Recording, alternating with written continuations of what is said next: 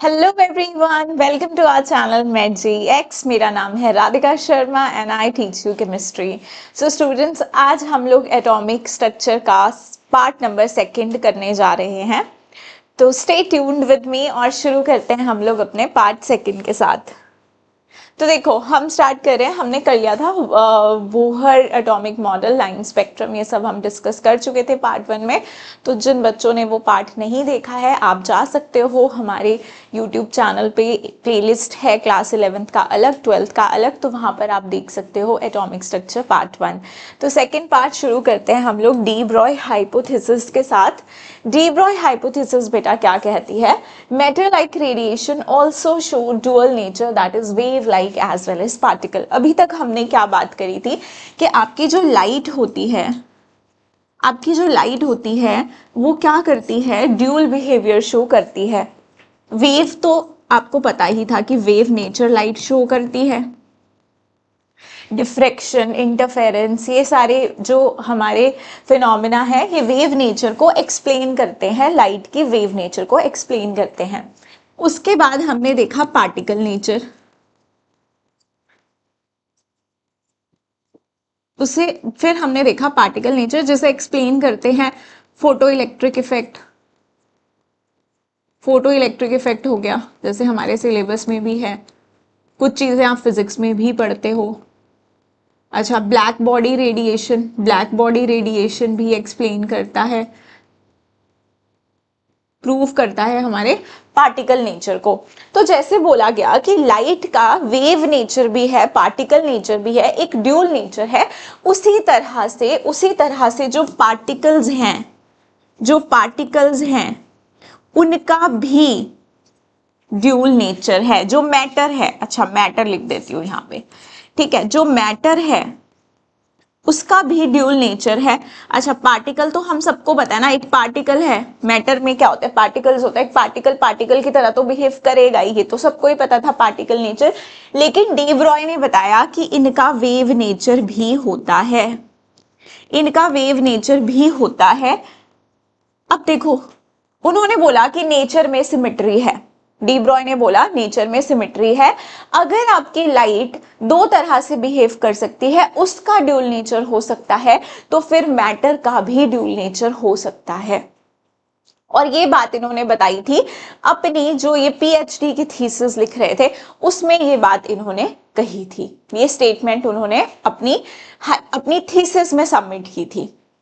तो देखो, इनका कहना था पार्टिकल नेचर भी है, वेव नेचर भी है। तो इनकी ये जो बात थी, ये बाद में प्रूव भी हो गई थी। Deviation and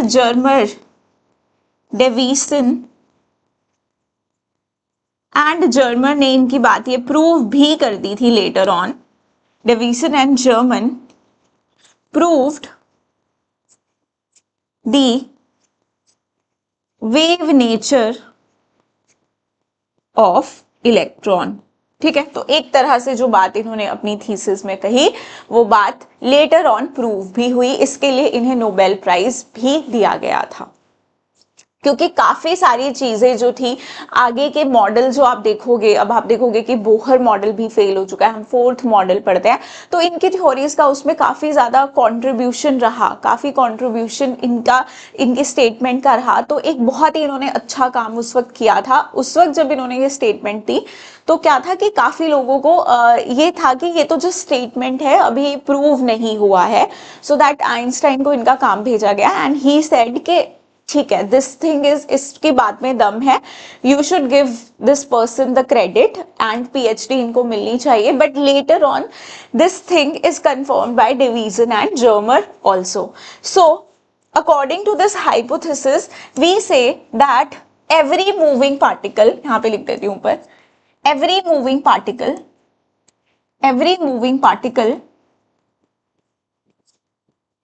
moving particle has wave associated with it,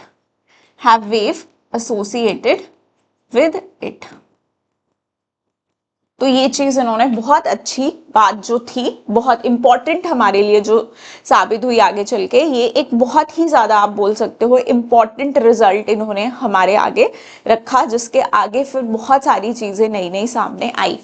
तो ये बात हमारी डी ब्रॉय ने बोली। नेक्स्ट अब देखो ये कहते हैं कि जो वेवलेंथ होती है, वेवलेंथ होती है, अब हमारे मैटर के साथ जो है, मैटर चाहे मैं हूं, चाहे लेट्स से कोई भी पार्टिकल है, कोई भी मूविंग पार्टिकल है, बॉल है, कुछ भी है, तो उसके साथ क्या होगा, वेव एसोसिएटेड होगी। तो हम वेवलेंथ भी कैलकुलेट कर सकते हैं, और वेवलेंथ के लिए इन्होंने रिलेशन दिया h अपॉन पी।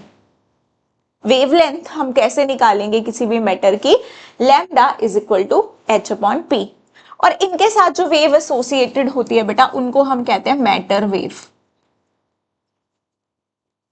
इसे हम नाम देते हैं मैटर वेव। अब देखो ये जो मोमेंटम है ये किसके लिए निकाला जाता है, पार्टिकल के लिए।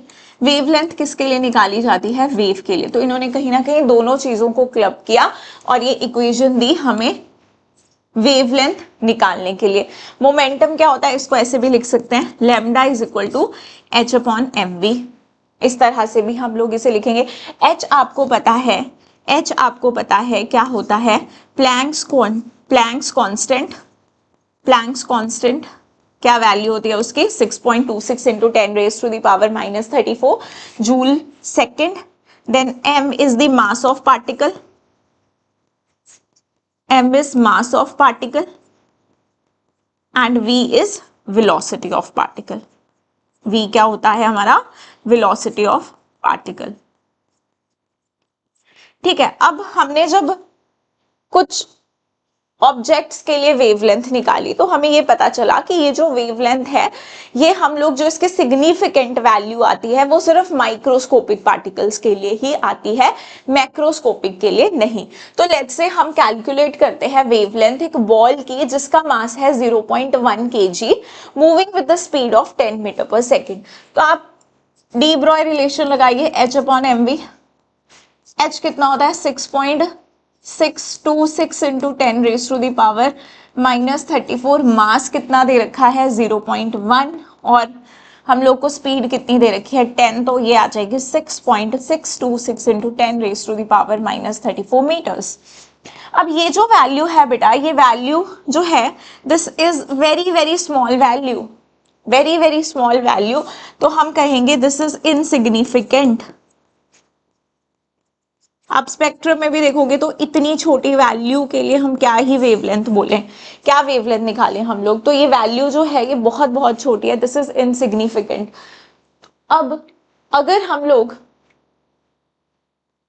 लोग निकालते हैं वेवलेंथ ऑफ इलेक्ट्रॉन, यहाँ पे ये काटो, ठीक है, wavelength, calculate the wavelength of electron moving with the speed of 100 metre per second. अगर इलेक्ट्रॉन के लिए निकालें, फिर देखते हैं हमारी वैल्यू क्या आती है। तो lambda is equal to h upon M V, 6.626 into 10 raise to the power minus 34। Mass कितना होता है इलेक्ट्रॉन का गिवन नहीं है, लेकिन मैंने बोला था कि कुछ हमारे फंडामेंटल पार्टिकल्स है उनका आपको मास याद रखना है। इलेक्ट्रॉन का mass 9.1 into 10 raise to the power minus 31 kgs होता है, and we are given with the velocity that is 100।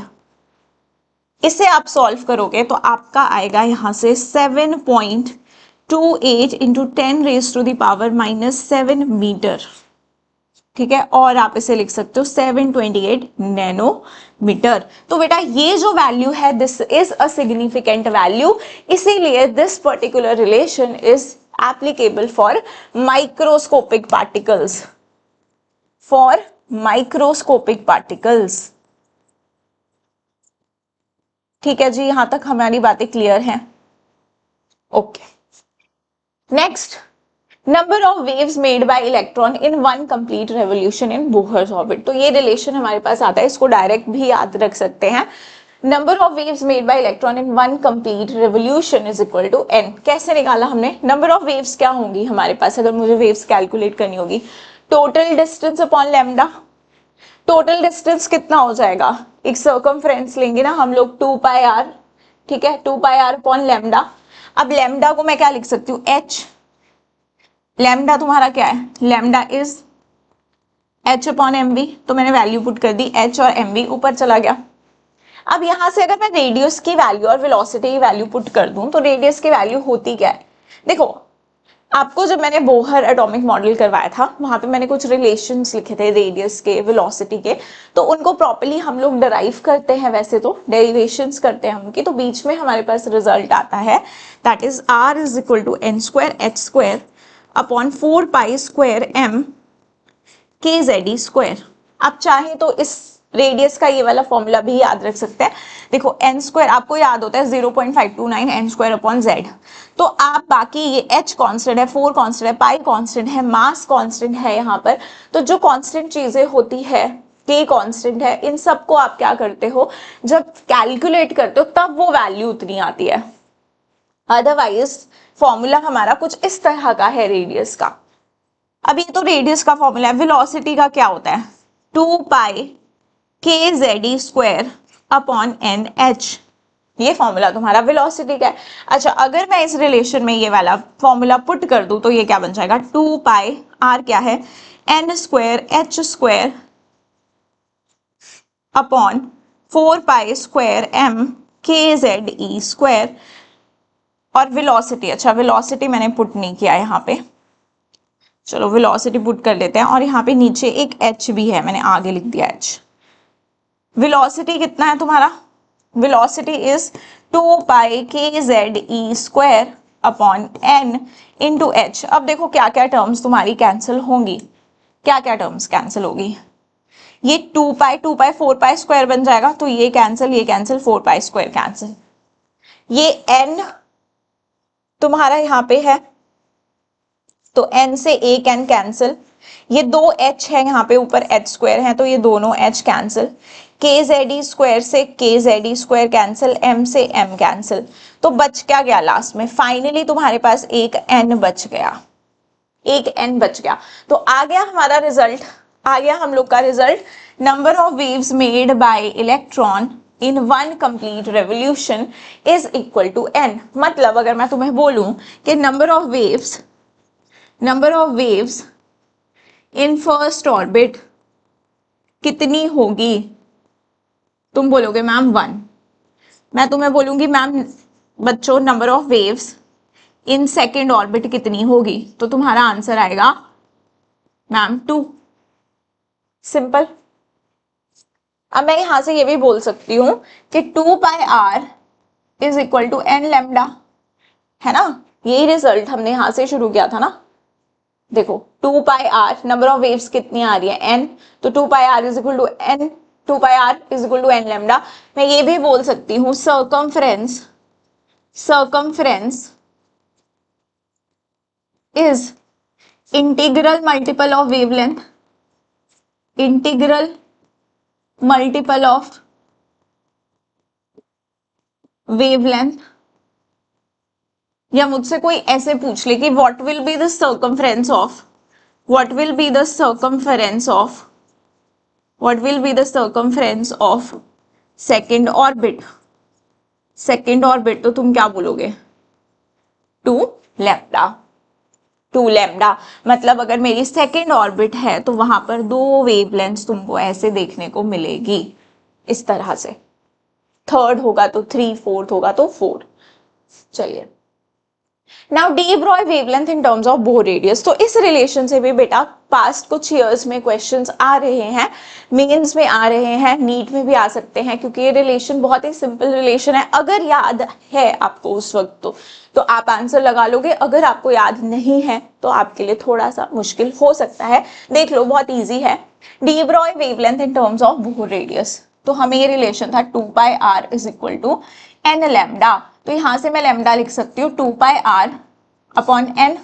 अच्छा आर अगर मैं बात करूं एटॉमिक नंबर 1 के लिए, हाइड्रोजन के लिए अगर हम बात करें तो आर कितना आएगा तुम्हारे पास, अच्छा मैं ऐसे लिख सकती हूँ A not N square, A naught क्या है हमारा अपना कांस्टेंट है, वैल्यू ए नॉट लिख दिया मैंने, तो यहाँ पे मैंने lambda is equal to 2 pi R की वैल्यू पुट कर दी, A not N square upon N, एक एन से N cancel, lambda is equal to 2 pi A not N, ये वैल्यू हमारे पास आ गई, ये वैल्यू हमसे आ गई। अब देखो क्वेश्चन वो हमसे कैसा पूछेगा इस पे, The de Broglie wavelength of electron in fourth Bohr orbit. De Broglie wavelength of electron in fourth Bohr orbit. तो आपने अभी अभी ये रिलेशन पूछा, वो पूछ रहा है de Broglie wavelength in fourth orbit. अगर वो ऐसे भी पूछ ले de Broglie wavelength in second orbit, तुम इजीली कर लोगे ना यहां से. कितना है, कितना होगा 2 पाई ए नॉट. एन क्या है तुम्हारा, एन यहाँ पे ऑर्बिट नंबर ही तो है, शेल नंबर. एन कितना सेकंड में पूछा है, तो आप क्या करोगे 2 पाई ए नॉट इंटू 2, तो क्या हो जाएगा 4 पाई ए नॉट. ये आ जाएगा तुम्हारा. यहां पे भी कैसे आ जाएगा तुम्हारा, फोर्थ ऑर्बिट में पूछा है तो कितना आ जाएगा lambda 2 pi A nought into 4. यही फॉर्मूला था ना, lambda is equal to 2 pi A not N. तो यहां से 8 पाई ए नॉट, ये आ जाएगा तुम्हारा आंसर. ठीक है, तो इस तरह से तुम्हें अलग अलग ऑप्शन दे रखे होंगे, 8 pi A naught, 6 pi A naught, 2 pi A naught. तो आप क्या करोगे, अपना राइट आंसर सिलेक्ट कर लोगे.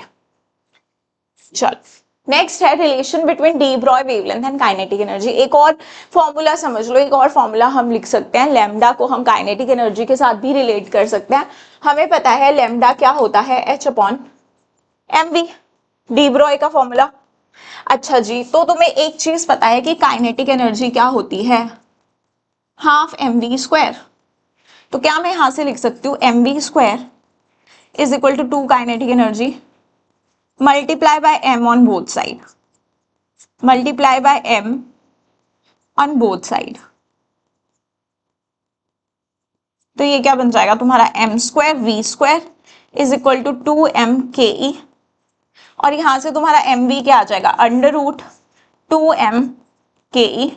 तो ये जो मेरा फॉर्मूला है बेटा, इधर मैं एम वी की वैल्यू पुट करूं तो ये क्या बन जाएगा, अंडर रूट 2 एम के ई, अंडर रूट 2 एम के ई. सिंपल. अब यहां पर हमें एक और रिलेशन पता है कि kinetic energy is equal to charge into potential.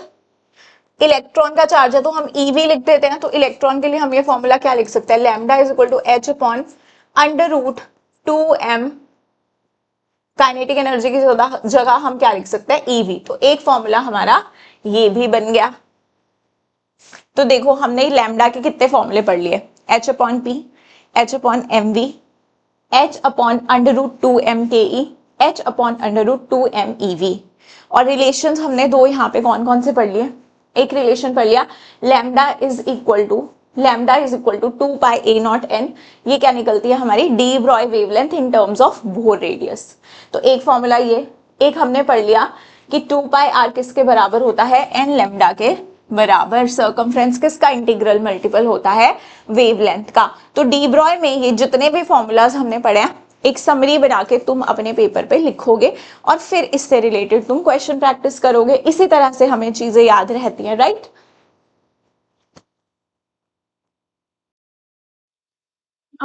Next, now let's move to our next topic. हाँ, तो देखो हेजनबर्ग अनसर्टिनिटी प्रिंसिपल हमसे क्या कहता है, it is impossible to determine both position and momentum of an electron simultaneously, there will be some uncertainty. मतलब अगर हम लोग मान ले डेल्टा एक्स मेरा क्या है, uncertainty in position, uncertainty in position, और डेल्टा पी हम मान लेते हैं अनसर्टिनिटी इन मोमेंटम.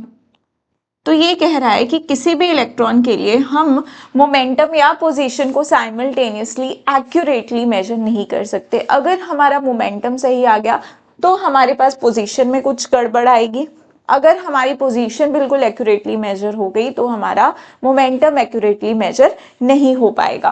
तो एक रिलेशन दिया हेजनबर्ग ने, that delta X dot delta P is equal और ग्रेटर देन एच अपॉन 4 पाई. ये रिलेशन दिया था. अब अगर आपने डेल्टा एक्स अनसर्टिनिटी, मान लो आपकी delta x uncertainty in position 0 आ रही है, आपने पोजीशन एक्यूरेटली मेजर कर दी, तो डेल्टा पी आप यहाँ पे डाल के देखो कितना आएगा, इन्फिनिटी आएगा। मतलब मोमेंटम में एरर आएगा, आप मोमेंटम को कैलकुलेट नहीं कर पाओगे।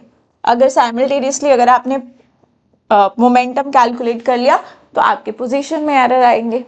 सो हम लोग एक साथ इनको मेजर नहीं कर सकते। अब इससे क्वेश्चन कैसे बनेंगे हम वो चीज देखते हैं। ये रिजल्ट कैसे आया, क्या किया उन्होंने, ये सब हमारे सिलेबस में नहीं है, ये डायरेक्ट हमें रिजल्ट याद रखना है। अब क्वेश्चन हमें किस तरह से आ सकता है वो देखो। एक हमें ये भी पता होता है, एक तुम्हें ये चीज पता है कि मोमेंटम तुम्हारा क्या होता है, mv। तो यहाँ से ये रिलेशन को हम और मॉडिफाई कर सकते हैं, delta X dot m delta v is equal to h upon 4 pi, और हम इसे ऐसे भी लिख सकते हैं, delta x dot delta v is equal to 1 upon m या h upon 4 pi m, h upon 4 pi m। इस तरह से हम लोग इसे लिख सकते हैं। तो ये दोनों ही फॉर्मूले काफी ज्यादा इंपॉर्टेंट है, क्योंकि कई बार हमसे क्या होता है, अनसर्टिनिटी इन वेलोसिटी पूछा जाता है, तो हमें ये रिजल्ट भी आना चाहिए। अब देखो, अगर हमें कह दिया कि uncertainty in position, uncertainty in position and momentum is equal, find uncertainty in velocity, find uncertainty in velocity। तो हम कैसे कर सकते हैं इसे भाई, ऐसा कुछ क्वेश्चन पूछ दिया तो देखो हमें बोला क्या है, uncertainty in momentum is equal to uncertainty in position, और रिलेशन हमसे क्या कहता है, delta X dot delta P is equal, हम इक्वल का साइन भी जब हम न्यूमेरिकल करेंगे तो हम लोग डायरेक्टली इक्वल का साइन भी यूज कर सकते हैं, बार बार हमें ऐसा साइन यूज करने की जरूरत नहीं होती है। अब देखो हमारे पास उसने बोला है कि delta P is equal to delta X, तो क्या मैं इसे ऐसा लिख सकती हूँ, डेल्टा एक्स को डेल्टा पी, तो ये क्या बन जाएगा, delta P square is equal to H upon 4 pi. तो यहां से मेरा डेल्टा पी कितना आ जाएगा, under root H upon 4 pi. क्या मैं डेल्टा पी को लिख सकती हूँ एम डेल्टा वी, क्योंकि हमसे पूछा है अनसर्टिनिटी इन वेलोसिटी। तो हमारे पास आ गया ये इस तरह से, और यहां से मेरे पास डेल्टा वी कितना आ गया, 1 upon M under root H upon 4 pi. तो ये भी हमारे पास एक रिलेशन आ गया। कई बार इस तरह से भी वो आपसे डेल्टा वी कैलकुलेट करने को कह सकता है। अब एक चीज देखो, हमें क्वेश्चन कैसे पूछेंगे वो, जैसे क्वेश्चन है, if uncertainty in position of electron is 0.33 picometre, what will be the uncertainty in velocity. Position, तो हमारा कौन सा फॉर्मूला लग जाएगा भाई, delta X dot M delta V is equal to H upon 4 pi, और यहां से हमसे पूछा क्या है, हमसे पूछा गया है अनसर्टिनिटी इन वेलोसिटी। तो बाकी चीजें वेलोसिटी यहां रहने देते हैं, ये तुम्हारा क्या बन जाएगा 4 पाई m और यहाँ पे डेल्टा एक्स। ठीक है, अब हमें सब कुछ ऐसा यूनिट में रखना है, पिकोमीटर में दिया है, इसे कन्वर्ट कर लो मीटर में, 0.33 इंटू 10⁻⁻12 मीटर्स। अब इलेक्ट्रॉन के लिए पूछा है, तो इलेक्ट्रॉन का मास मैं तुम्हें हमेशा कहती हूँ याद ही रखना है, ये क्या आ जाएगा 6.626 इंटू 10⁻⁻34, 4 पाई की वैल्यू 3.14, मास कितना है 9.1 इंटू 10⁻⁻31, और वेलोसिटी कितनी है 0.33 इंटू 10⁻⁻12। अब जो भी इसे कैलकुलेट करके आएगा वो आएगा तुम्हारा डेल्टा वी। अब कैलकुलेशन इसमें बड़ी ऐसे खराब कैलकुलेशन आती है कि calculation is very very time taking. अब तुम इस कैलकुलेशन को करने बैठोगे, it will be very very time taking. तो मैंने क्या किया है, यहाँ पे देखो कुछ तुम्हारे लिए इंपॉर्टेंट रिजल्ट्स लिखे हैं, इंपॉर्टेंट कैलकुलेशंस रखी है। अगर तुम इन कैलकुलेशंस को याद कर लोगे तो तुम्हारा एग्जाम में जो है वो टाइम सेव हो जाएगा। जैसे h अपॉन 4 पाई तुम्हें पता है हेजनबर्ग का क्वेश्चन है, और अगर न्यूमेरिकल आया है तो h अपॉन 4 पाई तुम्हें कैलकुलेट करना ही करना होगा। तो h की वैल्यू तुम्हें पता है 6.26 इंटू 10⁻⁻34, 4 पाई 3.14। ये तो चेंज नहीं होने वाली, बाकी वेलोसिटी कुछ भी बदल दे ये वैल्यू चेंज नहीं होने वाली है। तो आप इसे पहले ही कैलकुलेट करके याद रख लो। It comes out to be 5.27 into 10 raise to the power -35 joule second, या हम लिख सकते हैं KG metre square upon second. Joules को क्या लिख सकते हैं, KG metre square second square divided by second, तो ये क्या आ जाएगा तुम्हारे पास, ये आ जाएगा हमारे पास KG metre square upon second जब हम सॉल्व करेंगे। तो हमारे पास यहां से ये जो वैल्यू है ना, ये वाली वैल्यू, ये हमें याद रखनी पड़ेगी, ये वैल्यू हमको याद रखनी पड़ेगी। आई होप ये वैल्यू तुम याद रख पाओगे, क्योंकि इतनी बड़ी कैलकुलेशन से अगर बचना चाहते हो तो इस वैल्यू को अगर याद रख लोगे it will be convenient for you people. अब देखो एम डेल्टा वी ये मोमेंटम है तुम्हारा, है ना, ये delta P dot delta x, हमने मोमेंटम को यहाँ पे पुट किया। अब कई बार तो क्या होता है ना कि वो हमसे कैलकुलेट करवाता है अनसर्टेनिटी इन वेलोसिटी इलेक्ट्रॉन के लिए ही, तो हम क्या करते हैं delta V dot delta x. अब डेल्टा एक्स तो कुछ भी दे सकता है ना, लेकिन मास ऑफ इलेक्ट्रॉन तो तुम्हारा नहीं बदलेगा, जैसा पिछला क्वेश्चन था, मास ऑफ इलेक्ट्रॉन तो नहीं बदलेगा। तो इसमें हमने क्या किया कि h अपॉन 4πm को कैलकुलेट कर लिया, क्योंकि ये वैल्यूज हमारी सेम ही रहने वाली है।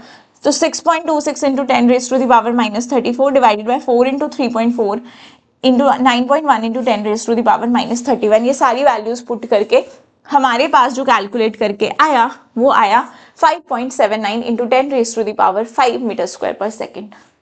अब ये वैल्यू अगर तुम्हें याद है तो डायरेक्टली तुम ये वैल्यू पुट करोगे, फिर तुम्हें एरर इन पोजीशन दिया है वो पुट करोगे, एरर इन वेलोसिटी निकल जाएगा। या एरर इन वेलोसिटी दिया है, एरर इन पोजीशन पूछा तो एरर इन वेलोसिटी पुट करोगे, तुम्हारा आंसर आ जाएगा। क्योंकि कैलकुलेशन टफ होती है तो तुम ये चीजें याद रख सकते हो। ये बातें क्लियर? चलिए, तो आई थिंक आपको ये स्क्रीनशॉट लेके रखना चाहिए, this is important for you people. Next move करते हैं हम लोग क्वांटम मैकेनिकल मॉडल पे। ना क्वांटम मैकेनिकल मॉडल देखो क्या है, it is based on quantum mechanics. Quantum mechanics पे ये वाला मॉडल जो है हमारा, that is based which was developed by Schrodinger and Heisenberg. तो after discovering that particles also has a dual nature, तो जो बोहर का मॉडल था कहीं ना कहीं वो फेल हो गया, क्योंकि वो इस चीज को लेकर चल नहीं रहा था कि ड्यूल नेचर भी है पार्टिकल्स का, तो इलेक्ट्रॉन को हम वेव भी कंसीडर कर रहे हैं, तो वो सिर्फ पार्टिकल नेचर से ही एक्सप्लेन की उसने चीजें। तो विद टाइम क्या हुआ कि बोहर मॉडल जो था वो वैसे भी यूनिक इलेक्ट्रॉन के लिए एप्लीकेबल था, सिर्फ सिंगल इलेक्ट्रॉन के लिए सही था, लेकिन मल्टी इलेक्ट्रॉन के लिए सही नहीं था। तो वैसे भी हम लोगों को एक नए मॉडल की जरूरत थी, which is quantum mechanical model. अब इससे चाहे आपके स्पीशीज मल्टी इलेक्ट्रॉन हो, कैसी भी स्पीशीज हो, ये सबके लिए रिजल्ट देता है बेस्ड ऑन क्वांटम मैकेनिक्स। अब देखो, it is the most important model of atom till date. अभी तक तो सबसे ज्यादा इंपॉर्टेंट यही है, आगे कुछ डिस्कवर होगा वो बात की है, लेकिन अभी तक टिल डेट सबसे जो बेस्ट हम बोल सकते हैं क्वांटम मैकेनिकल मॉडल है वो हमारा यही है, but is very complicated mathematically. ये बात सच है कि ये मॉडल काफी कॉम्प्लिकेटेड है, मतलब अभी आप लोग क्लास 11th में हो या कोई भी क्लास में हो, इस लेवल पे 11th-12th के लेवल पे इसको समझना हमारे लिए बहुत ज्यादा मुश्किल होता है, बहुत डीप हम लोग इसमें नहीं जाते। हमारे 11th में जो चीजें हमारे लिए रेलेवेंट है बेटा, हम सिर्फ इस मॉडल को वहीं तक पढ़ते हैं। अगर आप इसमें बहुत डीप जाना चाहो तो आप बहुत डीप जा सकते हो, लेकिन उसके लिए आपको हायर मैथमेटिक्स ये सब नॉलेज होना बहुत ज्यादा जरूरी है, अदरवाइज आप इसे सॉल्व नहीं कर सकते हो। तो अब देखो हमें क्या क्या पढ़ना है, सबसे पहले इसके कुछ इंपॉर्टेंट पोस्टुलेट्स हम लोग देख लेते हैं। It is impossible to detect is the exact position of electron inside the atom. Exact position नहीं बता सकते, we can only determine probability of finding electron at certain point, कि कितनी प्रोबेबिलिटी है, 95% तक प्रोबेबिलिटी है क्या इलेक्ट्रॉन मिलने की, हम ये चीज फाइंड आउट कर सकते हैं। Electron does not exist in orbit but it is present in orbitals. तो यहाँ से एक नया कॉन्सेप्ट और आया, बोहर के अकॉर्डिंग ऑर्बिट्स में इलेक्ट्रॉन घूमते थे, लेकिन ये कह रहा है कि वो ऑर्बिटल्स में प्रेजेंट होते हैं जो कि 3D रीजन्स है, 3D रीजन्स है जहां इलेक्ट्रॉन के मिलने की प्रोबेबिलिटी सबसे ज्यादा होती है। ऑर्बिटल्स के अंदर जो कि 3D रीजन है वहां इलेक्ट्रॉन के मिलने की प्रोबेबिलिटी सबसे ज्यादा होती है। फिर ऑर्बिट क्या है? ऑर्बिटिंग शेल रिप्रेजेंट करता है locus of all those points present at a certain distance from nucleus beyond which electron cannot go।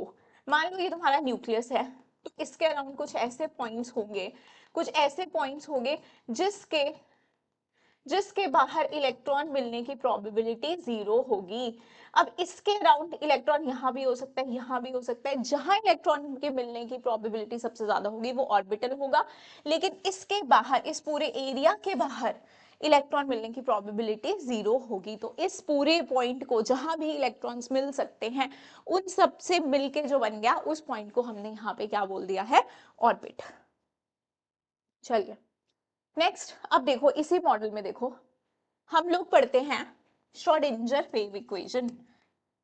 Schrodinger wave equation, तो इरविन श्रोडिंगर ने हमें एक इक्वेशन दी, ठीक है।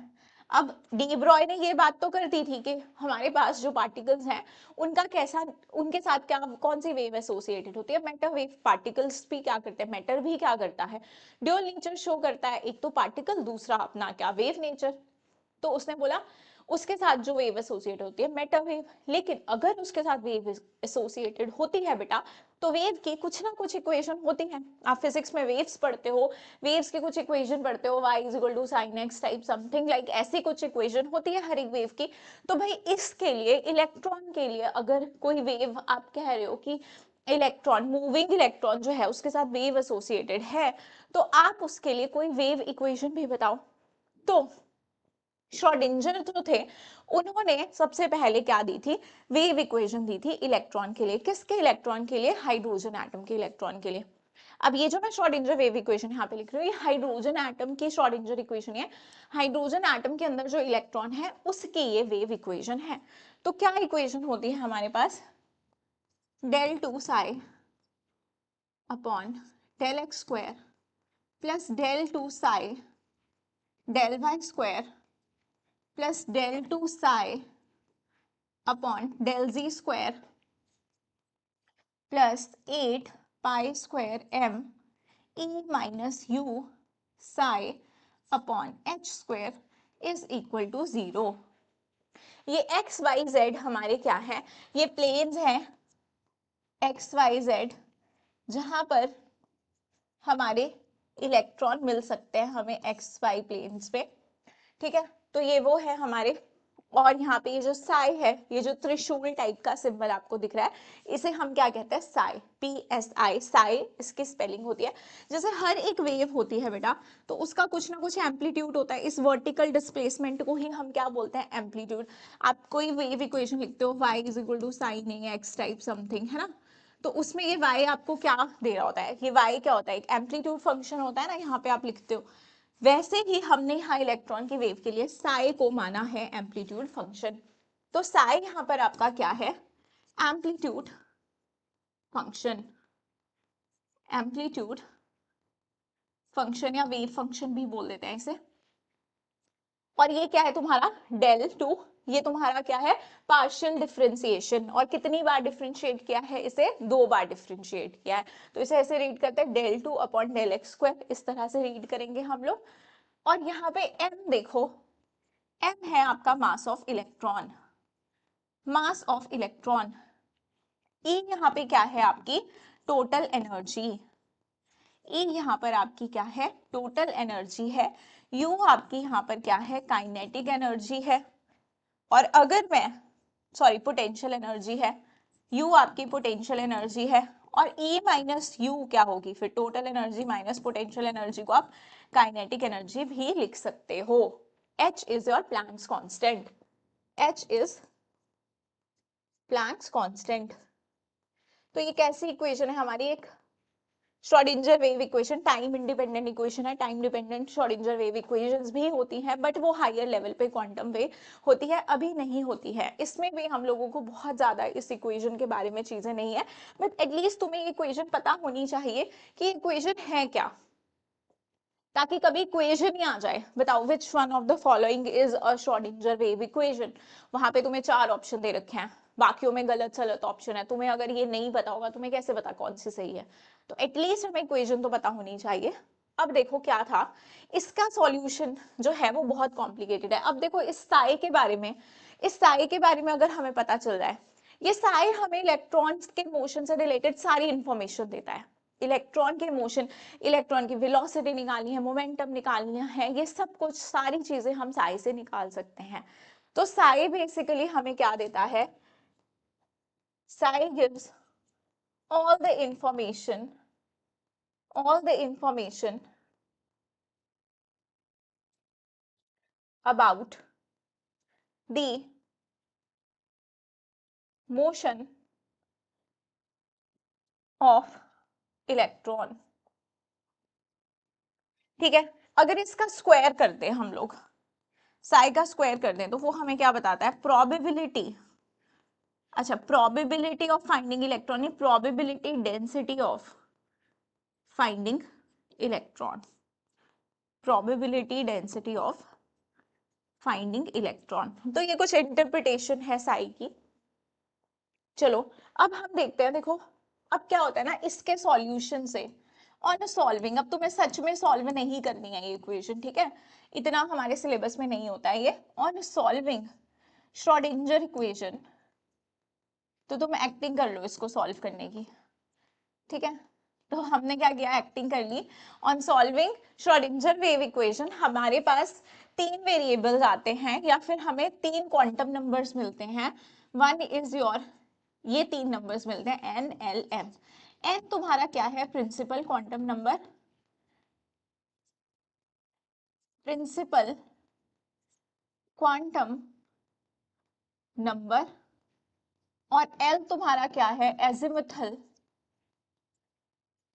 एजिमुथल क्वांटम नंबर, और एन तुम्हारा क्या है, मैग्नेटिक क्वांटम नंबर। अब इन क्वांटम नंबर्स को हम डिटेल में पढ़ेंगे भाई, टेंशन वाली बात नहीं है।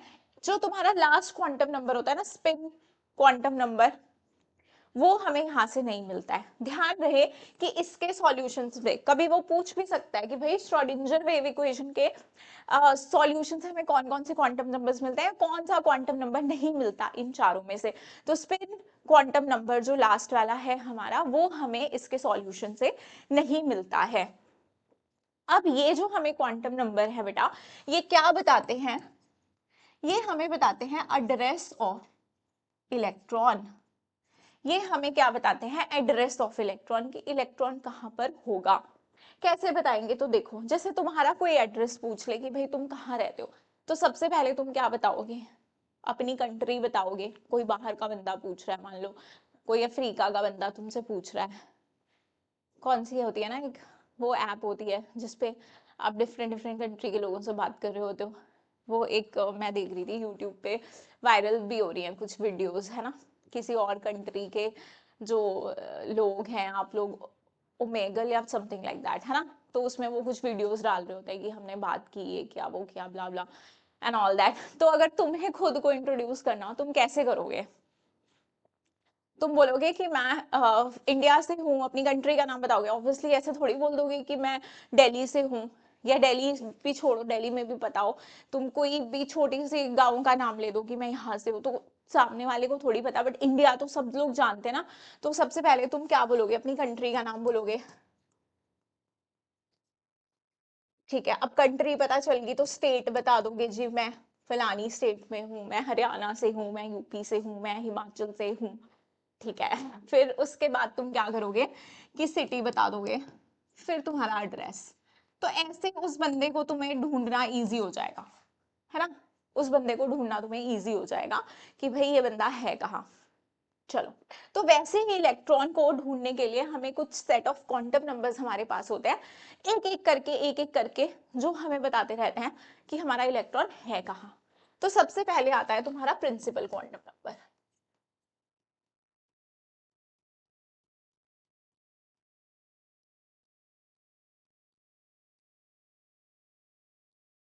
सबसे पहले आता है तुम्हारा प्रिंसिपल क्वांटम नंबर।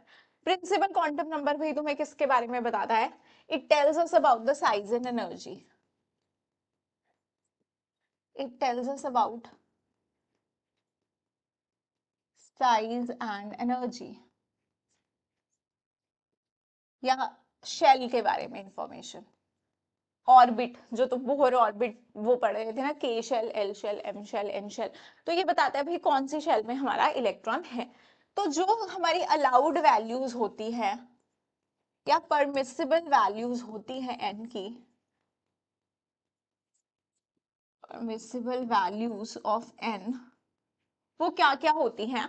एन की वैल्यूज बेटा जीरो नहीं सॉरी, वन से लेकर के इन्फिनिटी तक हो सकती हैं, इन्फिनिटी तक, शेल्स इनफाइनाइट नंबर तक हो सकते हैं, है ना। तो ये एन वैल्यू तुम्हें क्या बता देगी? शेल नंबर के बारे में बता देगी। अब एन 1 है तो के शेल, एल 2 है एल, फिर एम, फिर एन, ऐसे करके K M, K L, M N, O P, तो इनफाइनाइट हो सकता है। अब तो बोलोगे एबीसीडी खत्म हो जाएगी मैम, तो कुछ और नाम रख देना भाई, जरूरी नहीं है एबीसीडी यूज करनी है तुमको, आ उ कर लेना यूज अगर तुम्हें पूरा आता होगा तो, ठीक है।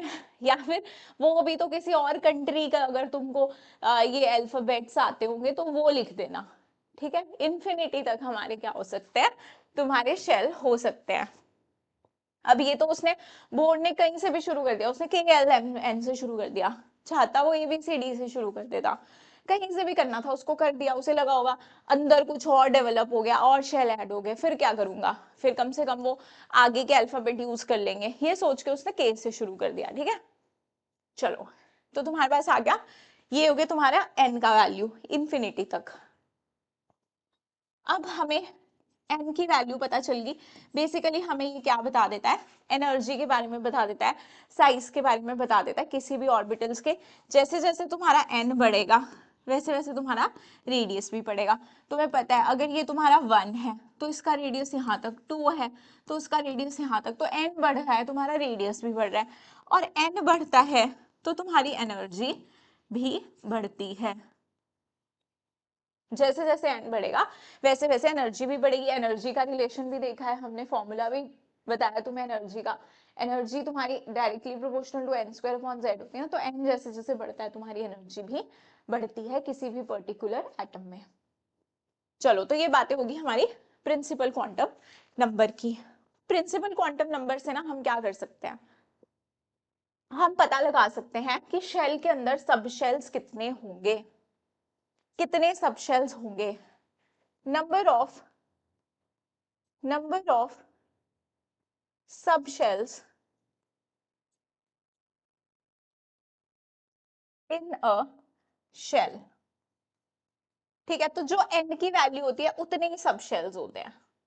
अगर n की वैल्यू 1 है तो उतने ही उसके अंदर सब शेल होंगे, 1 होगा। अगर 2 होगी तो 2 सब शेल होंगे, 3 होगी तो 3 सब शेल्स होंगे। ऐसे करके हम सब शेल की वैल्यू फाइंड आउट कर लेते हैं, ठीक है। अब आगे तुम पढ़ोगे कि सब शेल के अंदर ऑर्बिटल्स भी होते हैं, चलो तब लिख दूंगी, n को ऑर्बिटल के साथ कैसे रिलेट करना तब लिखूंगी। ये हो गया तुम्हारा प्रिंसिपल क्वांटम नंबर। अब चलो तुम नेक्स्ट क्वांटम नंबर पे, that is azimuthal quantum number.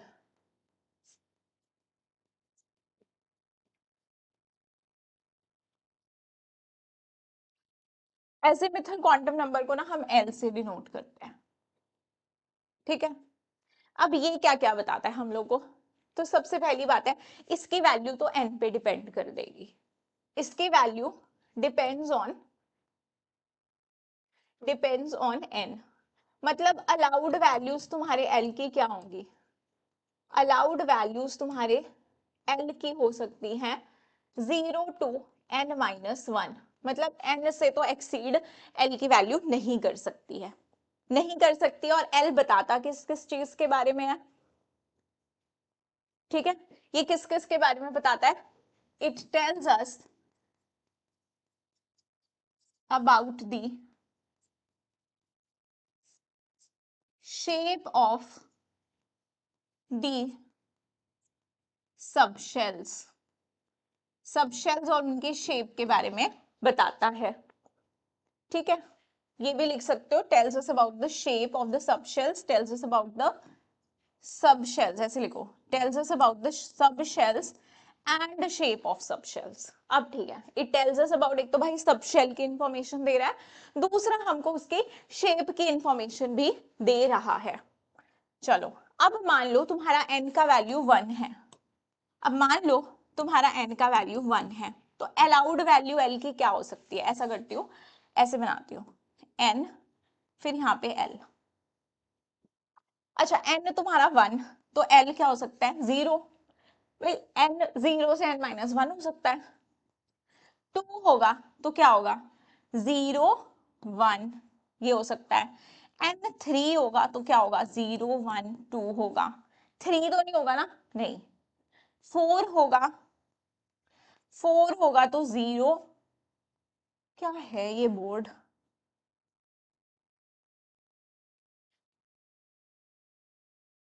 क्या ही एडवर्टीजमेंट करूं मैं अपने बोर्ड लगाने वालों की। चलो, एनीवे ऐसा ही है आजकल हर जगह, तुम्हें पता ही है, फ्रॉड हर जगह है।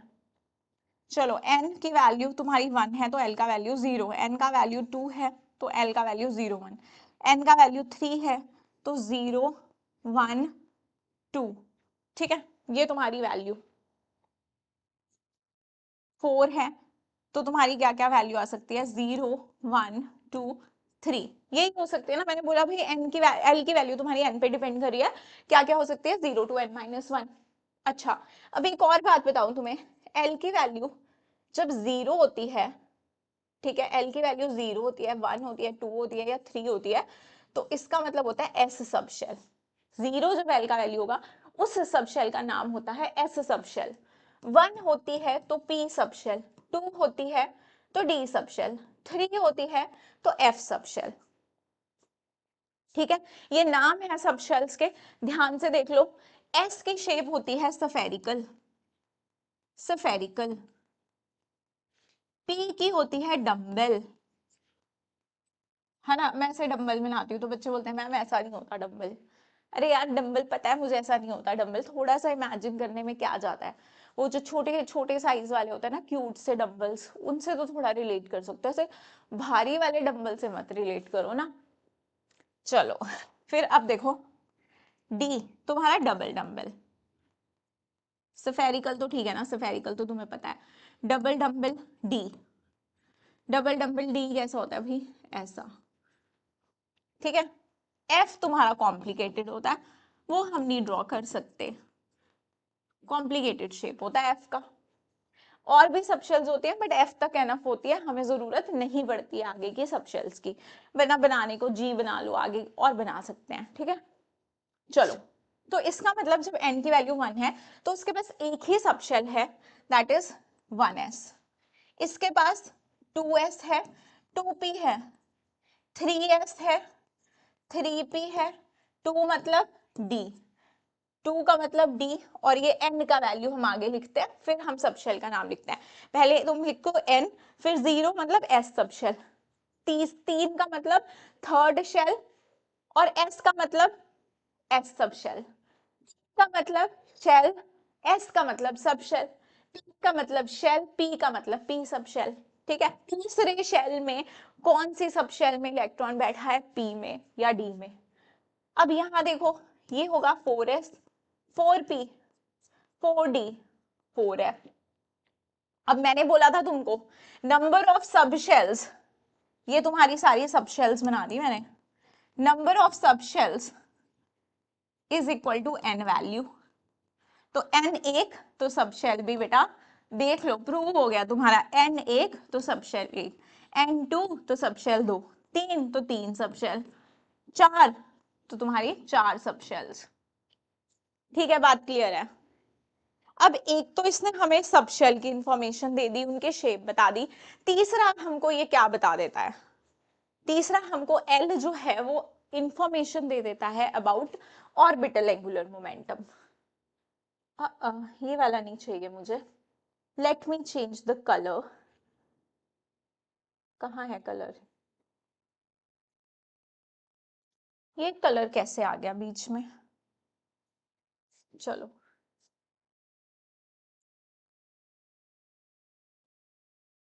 अब हम इसे करते हैं डिलीट। हाँ जी, अब आइए आप हमारे पास ऑर्बिटल एंगुलर मोमेंटम की तरफ। तो देखो तुम्हारे पास ऑर्बिटल, या पहले ऐसे लिख देती हूँ, it also gives info, info ठीक है ना, इंफॉर्मेशन नहीं लिखूं पूरा, info about orbital orbital angular momentum. कैसे बताते हैं इससे हम, इससे बोलते हैं हम लोग ऑर्बिटल एंगुलर मोमेंटम कैसे निकाला जाए। ऑर्बिटल एंगुलर मोमेंटम के लिए एक फॉर्मूला है जो कि है under root L L plus one H upon two pi. H upon two pi को तुम एच क्रॉस भी लिख सकते हो। तो ये फॉर्मूला तुम्हारा बन गया L L plus one H cross. L क्या है तुम्हारा, एल तुम्हें अभी अभी बताया तुम्हारा एजिमुथल क्वांटम नंबर है। एल एल जीरो होगा, मतलब अगर एस सब शेल की बात की जाएगी तो एल जीरो होगा। अगर पी सब शेल की बात की जाएगी तो एल वन होगा। डी सब शेल की बात की जाएगी बेटा एल टू होगा। एफ सब शेल की बात की जाएगी एल थ्री होगा। एल पता चल जाएगा तो ऑर्बिटल एंगुलर मोमेंटम पता चल जाएगा। अच्छा अगर मैं पूछूं वन एस का, तुमने देखा एस, तुम्हें चल गया पता एल जीरो है, तो ऑर्बिटल एंगुलर मोमेंटम जीरो। अच्छा पी, टू पी बोलूं थ्री पी बोलूं सबका सेम है।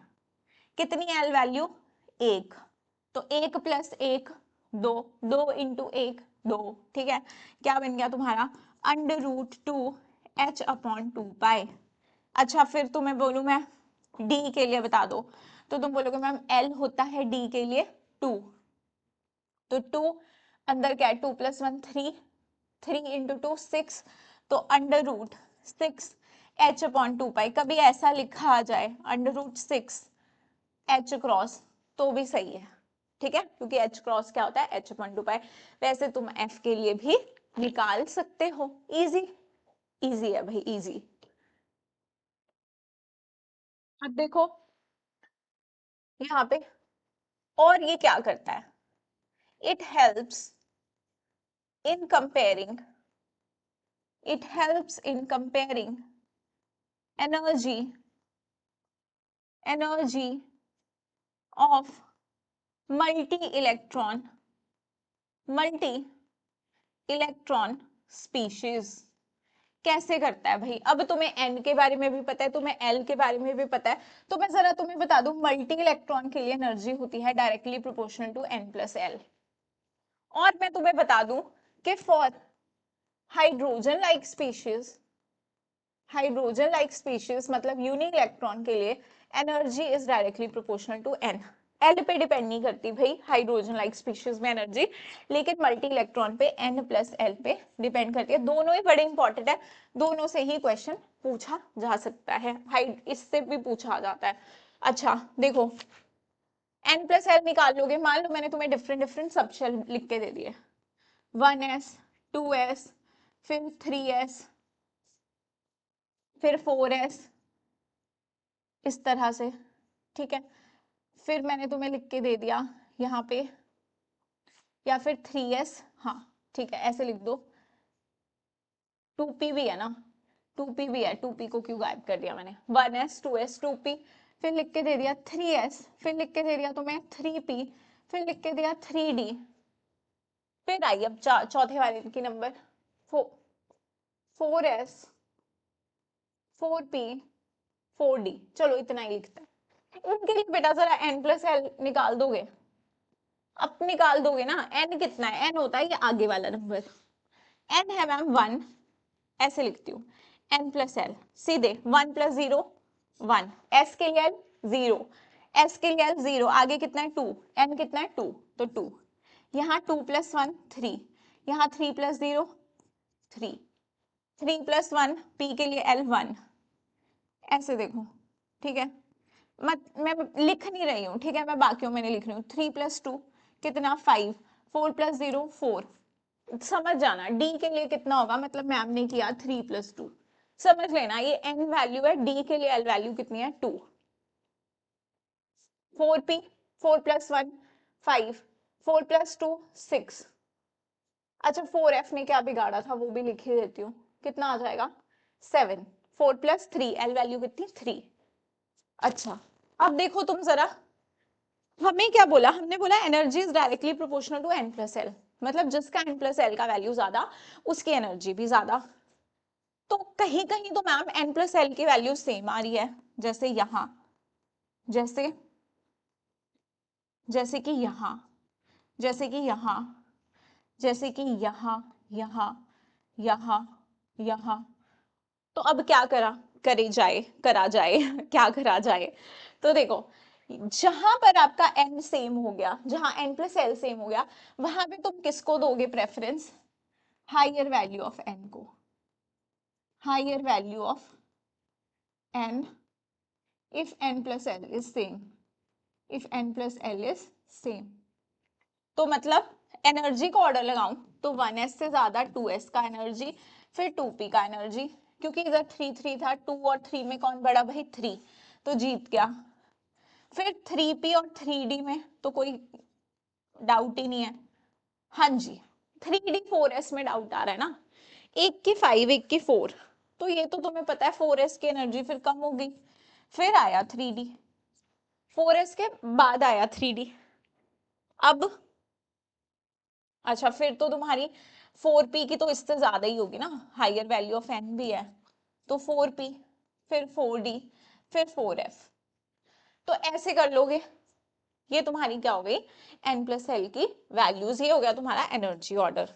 अच्छा एक और बात बता दूं, एनर्जी के टर्म में देखें, इसकी एनर्जी कम, इसे बोलोगे ग्राउंड स्टेट, इसे बोलोगे फर्स्ट एक्साइटेड स्टेट, इसे बोलोगे थर्ड एक्साइटेड स्टेट, इसे बोलोगे फोर्थ एक्साइटेड स्टेट, इसे बोलोगे फिफ्थ एक्साइटेड स्टेट, ये भी ध्यान रहे भाई टर्मिनोलॉजी।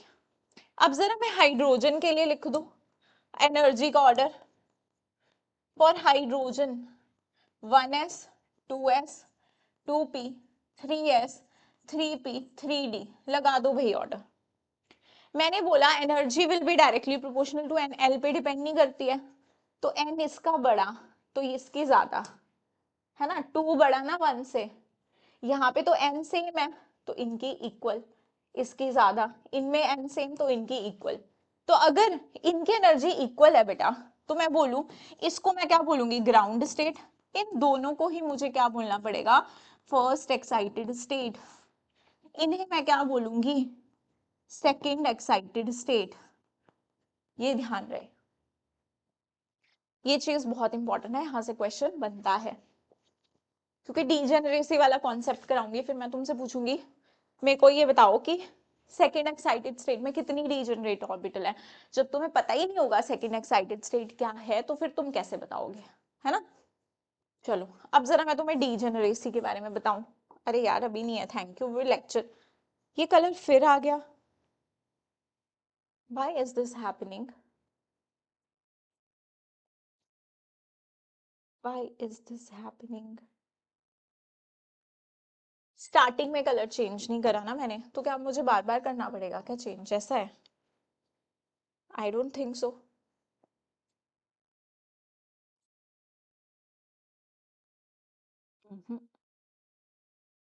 देखू मैं से, चलो ठीक है, सही है।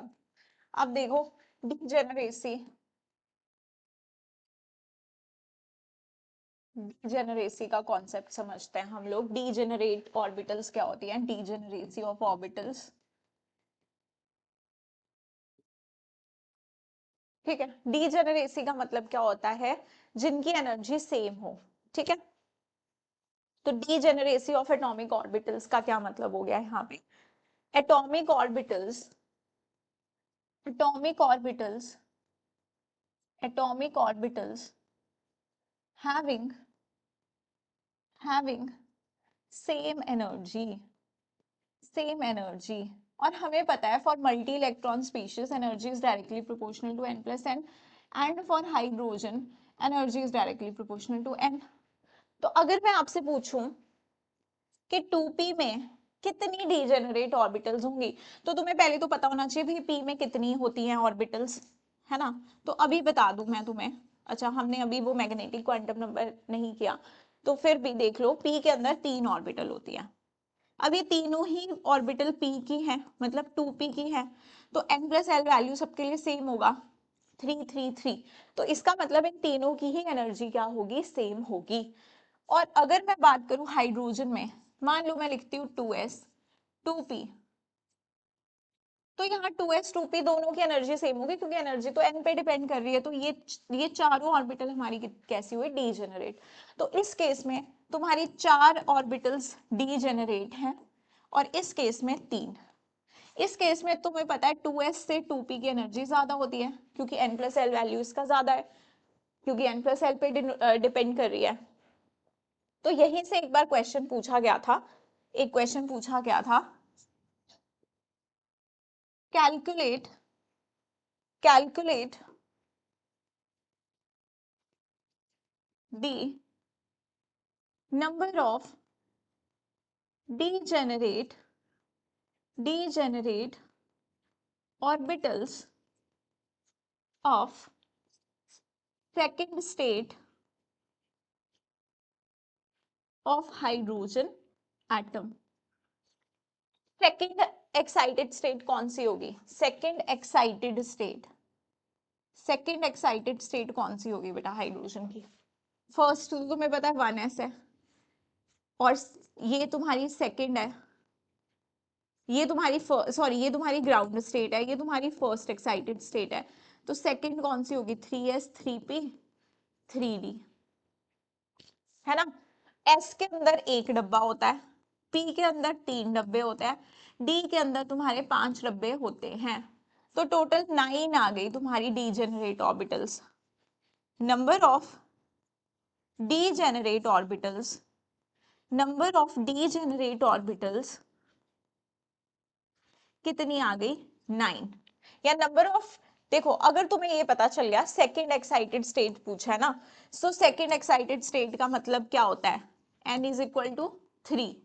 ग्राउंड स्टेट के लिए n is equal to 1, n is equal to 2 first, n is equal to 3 second. और अगर मुझे निकालना हो ना नंबर ऑफ ऑर्बिटल्स, अगर मुझे n वैल्यू पता है तो मेरा कैसे आ जाता है n स्क्वायर, तो 3 स्क्वायर तो भी आ जाता है 9। n के साथ हम ऐसे निकाल सकते हैं नंबर ऑफ ऑर्बिटल्स, क्योंकि यहाँ पे तो तीनों ऑर्बिटल्स हमें पता है n पे तो डिपेंड कर रहा है, तीनों ऑर्बिटल्स का एनर्जी सेम होगा, तीनों शेल्स का एनर्जी सेम होगा, तो उसके अंदर जितने भी ऑर्बिटल्स है उन सबका एनर्जी कैसा होगा, सेम होगा। इसको नोट कर सकते हो।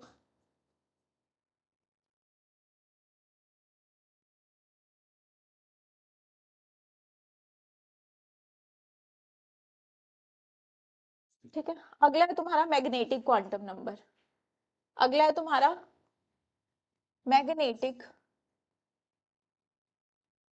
Magnetic quantum number.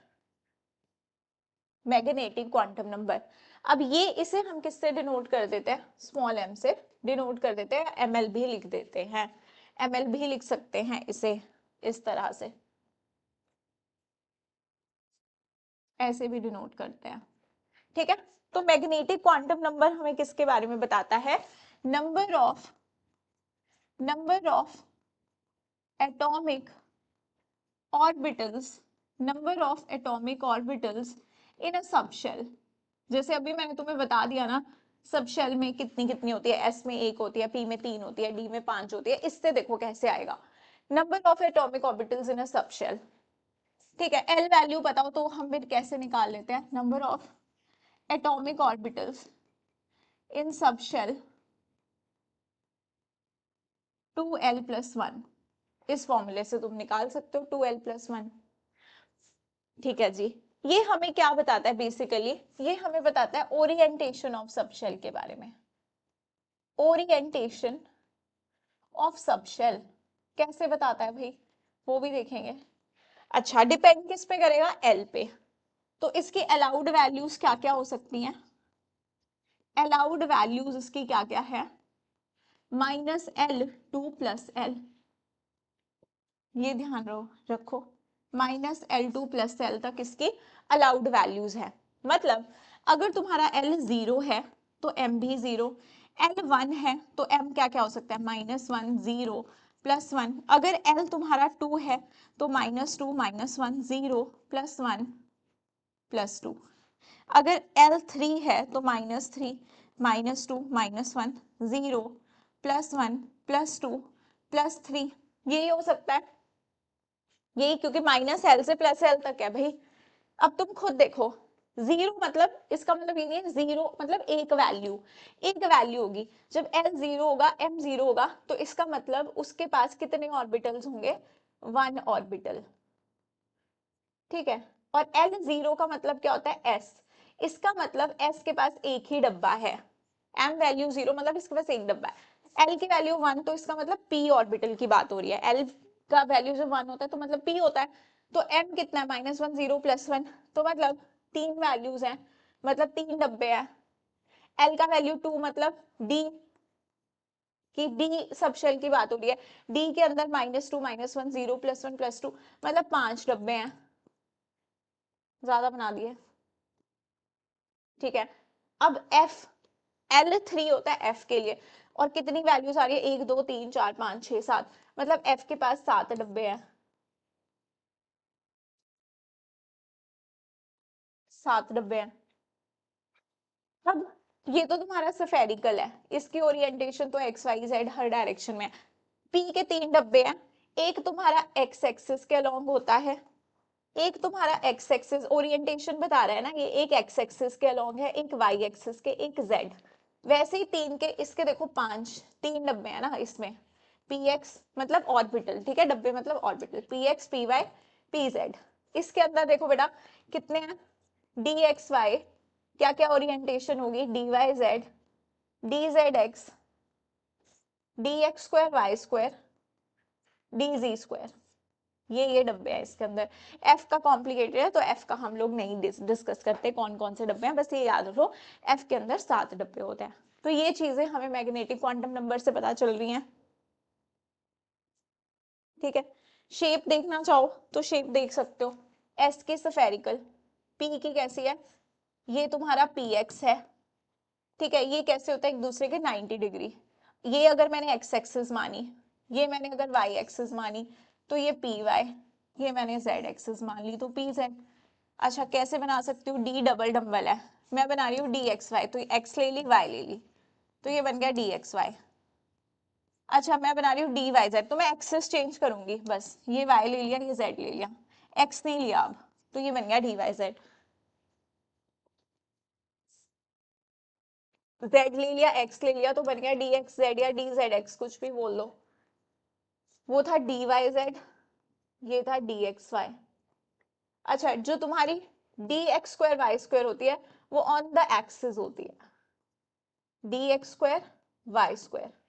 D z square तुम्हारी कुछ इस तरह की होती है, डी जी स्क्वायर। ठीक है। अब ये तुम्हारी कैसी है, in between the axis, axis के बीच में है ना भाई लोग, एक्सिस के बीच में है। ये कैसी ऑर्बिटल्स है, in between the axis, in between the axis. और ये कैसी है तुम्हारी, on the axis, on the axis.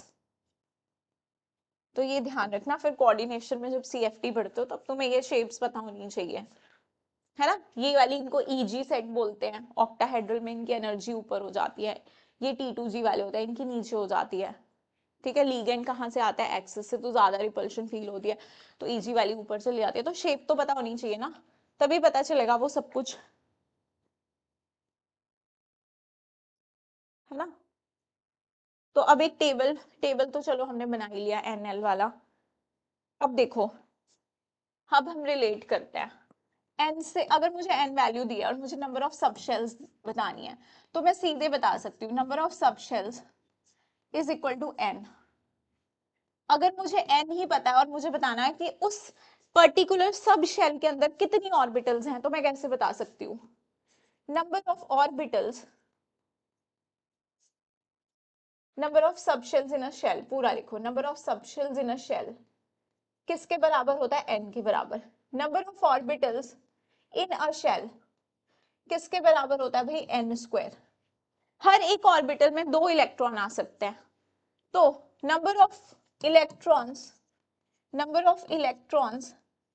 In a shell किसके बराबर हो जाएंगे, 2n स्क्वायर। अगर n स्क्वायर ऑर्बिटल है और हर एक ऑर्बिटल में 2 आ सकते हैं, तो नंबर ऑफ इलेक्ट्रॉन्स कितने आ जाएंगे तुम्हारे, 2n स्क्वायर। ठीक है, ऐसे ऐसे रिलेट कर सकते हैं। मतलब अगर मैं तुम्हें बोलूं कि मेरे पास थर्ड शेल है, मुझे बताओ थर्ड शेल में कितनी सब शेल्स होंगी, तुम बोलोगे मैम सब शेल का जो नंबर होता है वो n के बराबर ही होता है, थर्ड शेल के अंदर 3 ही सब शेल्स है। अब बता भी दूं मैं कैसे कैसे, 3s 3p 3d। मुझे बताओ 3f होता है कोई, नहीं होता है ना, तो तीसरे शेल में तुम्हारी 3 ही सब शेल पॉसिबल हैं। चौथे शेल में मैम 4s भी हो सकती है, 4p भी हो सकती है, 4d भी हो सकती है, 4f भी। तो जितना तुम्हारा शेल नंबर होता है उतने ही सब शेल्स होते हैं। अब मैंने बोला ऑर्बिटल्स कितने होंगे उस शेल में, उस पर्टिकुलर शेल में। मान लो मैंने बोला सेकंड शेल, तो तुमने बोला मैम सेकंड शेल में 2 सब शेल है। 2 सब शेल कौन कौन सी होगी, 2s 2p। मैंने बोला ऑर्बिटल बताओ, अच्छा तुमने बोला मैम s में 1 p में 3, तो कितनी हो गई, 4। तो देख लो n स्क्वायर, 2 का अगर मैं स्क्वायर कर देती, n का n कितना था यहाँ पे 2, स्क्वायर कर देती तो 4। तो डायरेक्टली भी बता सकते हो। ठीक है, अब अगर मुझे बताना हो number of orbitals in a subshell, अब वो शेल की बात हो रही थी, अब यहाँ सब शेल की बात हो रही है, तो डायरेक्ट रिलेशन है 2l+1।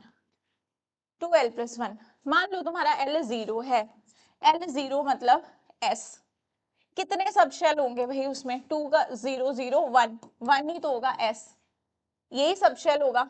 अच्छा तुमने बोला मैम L1 है, तो L1 मतलब P है ना, P का मतलब यहाँ पे 1 पुट करो, तो P के अंदर कितने सब शेल आते हैं, 3 आते हैं। आ गया, L1 था तो 3। अभी अभी हमने देखा भी कि P के अंदर कितने सब शेल थे, 3 थे। तो इस फॉर्मूले से 2l+1 से निकाल लिया। P के लिए निकालना था मैम, P की 1 होता है, तो 2 × 1+1 कितना आ गया, 3। D के लिए निकालना है मैम, L2 होता है, तो कितनी आ गई, 5 डब्बे आ गए, है ना। तो सिंपल। अब मुझे निकालना हो नंबर ऑफ इलेक्ट्रॉन्स इन सब शेल, तो मैं क्या कर दूंगी, 2 × 2l+1। अब मैंने तुम्हें बोला कि P के अंदर तुम्हारी 3 सब शेल है ना, 2l+1 कितनी आ गई, 3 आ गई ना, 3 है ये, 3 सब शेल। और ये हर एक डब्बे को मैं क्या बोलती हूँ, ऑर्बिटल। कितने इलेक्ट्रॉन हो सकते हैं, एक ऑर्बिटल के अंदर 2 इलेक्ट्रॉन आ सकते हैं, तो मैक्सिमम कितने, 6। तो कर दिया 2l+1 कितना था, 3 × 2 कर दिया, 6 आ गया ना। डी में मैक्सिमम कितने इलेक्ट्रॉन हो सकते हैं, 10। एफ में मैक्सिमम कितने इलेक्ट्रॉन हो सकते हैं, 14। तो ये हमने कुछ समरी सी बना ली कि कैसे कैसे हम लोग निकाल सकते हैं कितने किसके अंदर, शेल के अंदर कितने सब शेल हैं, सब शेल के अंदर कितने ऑर्बिटल्स हैं, सब शेल के अंदर कितने इलेक्ट्रॉन्स हैं, शेल के अंदर कितने इलेक्ट्रॉन्स हैं।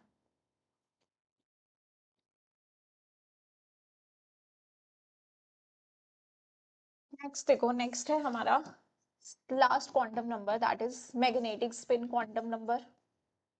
मैग्नेटिक स्पिन क्वांटम नंबर,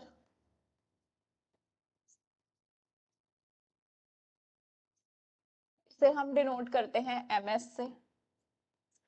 अब देखो मैग्नेटिक स्पिन क्वांटम नंबर क्या होता है, हर जो इलेक्ट्रॉन होता है ना, वो उसका एक इंट्रिंसिक प्रॉपर्टी होती है स्पिन करने की। ठीक है, electron has intrinsic property of revolving. Intrinsic का मतलब जैसे जो चीजें बाय बर्थ ही होती है, आप नहीं बोल सकते क्यों है कैसे है, तो जो चीजें शुरू से ही होती है किसी के अंदर, तो इलेक्ट्रॉन जो होता है वो हमेशा घूमता रहता है। तो इसीलिए हम कहते हैं कि जो मैग्नेटिक स्पिन क्वांटम नंबर है उसके 2 वैल्यूज होती हैं, एक होती है +½ और एक होती है -½ एक बता देगा एक के क्लॉकवाइज मोशन करेगा या एंटी क्लॉकवाइज। तो अगर एक क्लॉकवाइज मोशन कर रहा है, एक एंटी क्लॉकवाइज मोशन कर रहा है, तो 2 वैल्यूज हो गई। अब इसको हम कैसे दिखाते हैं, इस तरह से बनाते हैं, एक की स्पिन अप बनाते हैं, दूसरे की स्पिन डाउन बनाते हैं। अगर एक की स्पिन अप है तो दूसरे की स्पिन कैसी होगी, डाउन। ठीक है, इस तरह से दिखाएंगे। अब अब नेक्स्ट टॉपिक पे आ जाते हैं अपने नोड्स पे। नेक्स्ट टॉपिक पे आ जाते हैं अपने नोड्स। नोड्स क्या होता है, region, region where probability probability of finding electron is zero। ऐसा रीजन जहां इलेक्ट्रॉन मिलने की प्रोबेबिलिटी बेटा जीरो होती है, ऐसी ऐसे रीजन को हम क्या नाम देते हैं, नोड का। अब ये जो नोड होते हैं ये दो तरह के होते हैं, spherical spherical nodes and angular nodes. Spherical nodes और एंगुलर नोड्स। स्फेरिकल नोड्स कैसे होते हैं, spherical reason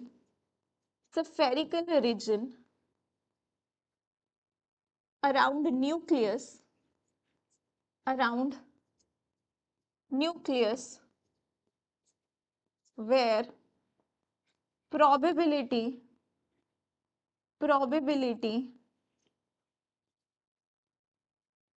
of finding electron is zero। probability of finding electron is zero। तो न्यूक्लियस के अराउंड ऐसे स्फेरिकल रीजन्स होंगे, ऐसे स्फेरिकल रीजन होंगे, मान लो कि ये तुम्हारा स्फेरिकल रीजन है और इसके बाहर इलेक्ट्रॉन मिलने की प्रोबेबिलिटी जीरो है। तो ऐसे spherical regions where probability of finding electron is zero. Angular nodes कैसे होते हैं तुम्हारे, प्लेन्स, ऐसे planes where probability of finding electron is zero। इसका फॉर्मूला क्या होता है, रेडियल नोड्स का फॉर्मूला, अच्छा स्फेरिकल नोड्स बोल दिया मैंने उनको, रेडियल नोड्स, ठीक है, रेडियल नोड्स बोलेंगे हम लोग। रेडियल नोड्स ही हमारे स्फेरिकल नोड्स हैं, ठीक है, रेडियल नोड्स ही हमारे स्फेरिकल नोड्स हैं। क्या बोलेंगे इसे, रेडियल नोड्स। ठीक है, रेडियल नोड का फॉर्मूला क्या होता है भाई, n minus l minus one. N पता है तुम्हें, एन क्या वैल्यू होती है, प्रिंसिपल क्वांटम नंबर, एल क्या होता है, एजिमुथल क्वांटम नंबर। और एंगुलर नोड्स तुम्हारे कैसे कैलकुलेट करते हैं, angular node is equal to l. तो अगर मैं तुम्हें बोलूं कि मुझे एंगुलर नोड्स, मुझे एंगुलर नहीं, मुझे पहले तुम बताओ radial nodes, calculate calculate radial nodes in following, तो कैसे कैलकुलेट करोगे, मान लो मैंने बोल दिया 2s 2p 3s 3p 3d, इसमें कैलकुलेट करो। तुम क्या बोलोगे ma'am, n minus l minus one, तो n कितना है 2, l कितना है 0 माइनस वन, कितना आ गया यहाँ पे, एक आ गया, रेड एक आ गया इसमें। ठीक है, 2p में बता दो भाई, 2 माइनस वन, l कितना है 1 माइनस वन कितना आ गया 1, सॉरी 0, कितना आ गया 0। 3s में बता दो, 3 माइनस 0 माइनस वन कितने आ गए 2। 3p में बता दो, 3 माइनस वन कितने आ गए 1। 3d में बता दो, 3 माइनस टू माइनस वन कितने आ गए 0। ऐसे कैलकुलेट कर दोगे रेडियल नोड। अच्छा मैं बोलूं तुम्हें टोटल नोड्स निकालने हैं, टोटल नोड्स, तो क्या हो जाएगा तुम्हारा n minus l minus one minus L, sorry plus L, ठीक है, टोटल बता रहे हैं, तो कितना आ जाएगा n minus one. Total nodes कैसे निकाल दोगे, n माइनस वन करके। एंड अगर मैं बोलूं इसी में रेडियल नोड, इसी के अब तुम रेडियल नोड के साथ साथ एंगुलर नोड भी निकाल दो, एंड एंगुलर नोड, तो 2s में एंगुलर नोड कितना, l वैल्यू कितनी है s 0, तो एंगुलर नोड भी कितना 0, angular node is equal to l, तो कितना हो जाएगा, फर्स्ट में 0, सेकंड में एंगुलर नोड कितना होगा 1, थर्ड में 0, फिर उसके बाद 1, फिर 2, ये तुम्हारा 3s का एंगुलर नोड, 3s का नहीं, 3s में तो 0 होगा, ये निकाला होगा मैंने 2p का, 2s का सॉरी, 2s का। ये है तुम्हारे, अरे बाबा फिर से निकाल दूं, मेरे को ध्यान नहीं रहा मैंने किसका कहाँ पे लिखा।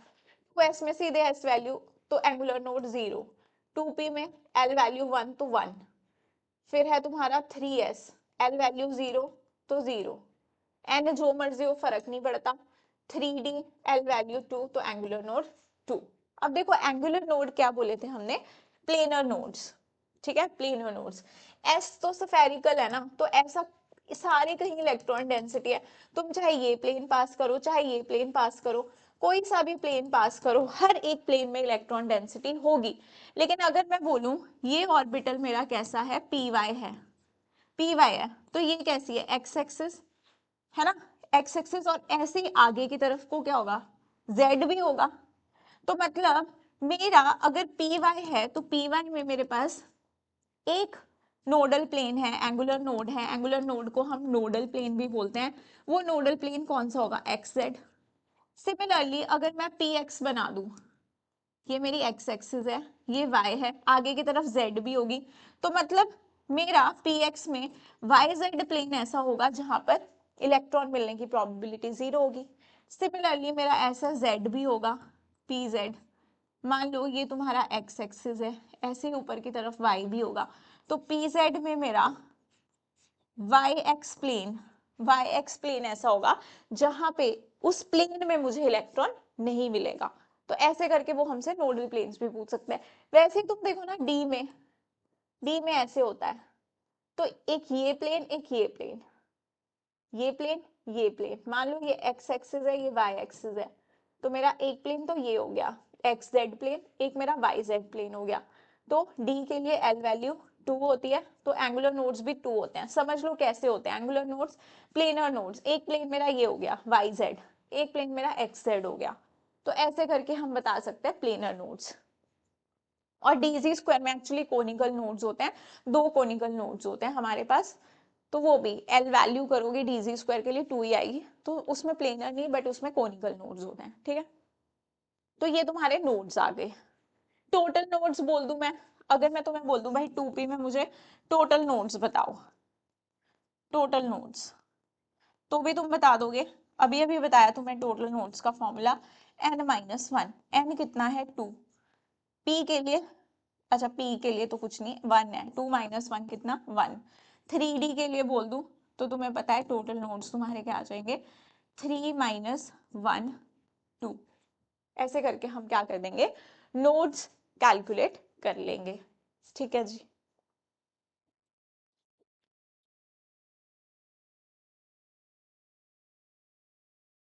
We have is electronic configuration,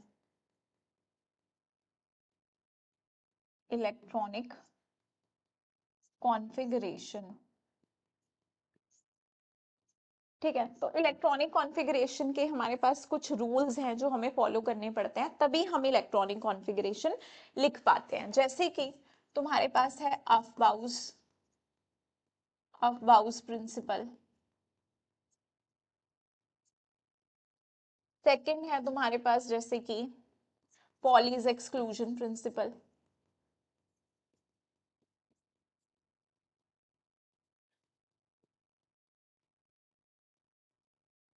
third है तुम्हारे पास होम्स रूल, ठीक है। अब इनको एक एक करके पढ़ते हैं, सबसे पहले पढ़ते हैं हम, यहीं पे देख लो अफबाउस रूल।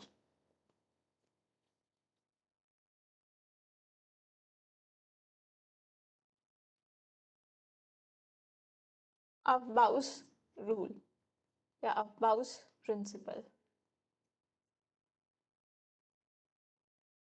ये क्या बोलता है, electrons are filled progressively, progressively in orbitals, in orbitals in increasing order of energies, देखो, और इंक्रीजिंग ऑर्डर ऑफ एनर्जीज हमने कैसे देखा था, E is directly proportional to n plus l, तो बेसिकली वही रूल है, वही रूल है एनर्जी चेक करने का कि 1s की एनर्जी से ज्यादा 2s की, फिर तुम्हारे पास 2p की, फिर 3s की, फिर तुम्हारे पास 3p की, फिर तुम्हारे पास 3d की, फिर तुम्हारे पास नहीं 3d की नहीं, फिर तुम्हारे पास थी 4s की, फिर तुम्हारे पास थी 3d की, इस तरह से। तो ये हमारा कहाँ से आ रहा है, एन प्लस एल से ही आ रहा है बेसिकली। फिर इसको आप एक ट्रिक से भी याद करते हो, है ना, आप ऐसे बना लेते हो 1s 2s 3s 4s 5s, फिर आप, क्योंकि p 1 से शुरू नहीं होता, यहाँ से शुरू होता है 2p 3p, फिर तुम्हारे पास आ गया 4p 5p, ऐसे। फिर तुम्हारा d जो है वो यहाँ से शुरू होता है 3d 4d, फिर तुम्हारे पास 5d, f तुम्हारा यहाँ से शुरू होता है 4f, फिर ऐसे 5f। तो तुम फिर क्या करते हो, ऐसे तिरछे तिरछे एरो मारते हो, कहते हो पहली इलेक्ट्रॉन 1s में जाएगा, फिर तुम्हारा 2s में जाएगा, फिर तुम्हारा यहाँ से वापस आके 2p में जाएगा, फिर 3s में जाएगा, फिर यहाँ से वापस आके फिर 3p में जाएगा, फिर 4s में जाएगा, फिर 3d में जाएगा, फिर 4p में, फिर 5s में। तो देखो वही ऑर्डर आ गया, 1s फिर 2s, फिर 2p आ रहा है, फिर 3s आ रहा है, फिर 3p आ रहा है, फिर 4s, और फिर तुम्हारा 3d आ रहा है। तो वही ऑर्डर ऐसे ऐसे बना लो, या याद हो तो ऐसे करके लिख सकते हो। तो ऐसे भरोगे, पहले इलेक्ट्रॉन 1s में भरोगे, फिर 2s में, फिर 2p में, फिर 3s में, फिर 3p में, फिर 4s में, फिर 3d में, फिर आगे, इस तरह से। ठीक है, बात क्लियर है। नेक्स्ट आ गया तुम्हारा Pauli's exclusion principle. Pauli's exclusion principle, ये क्या कहता है, देखो ये कहता है no two electrons can have, या ऐसे लिखो, no two electrons in an orbital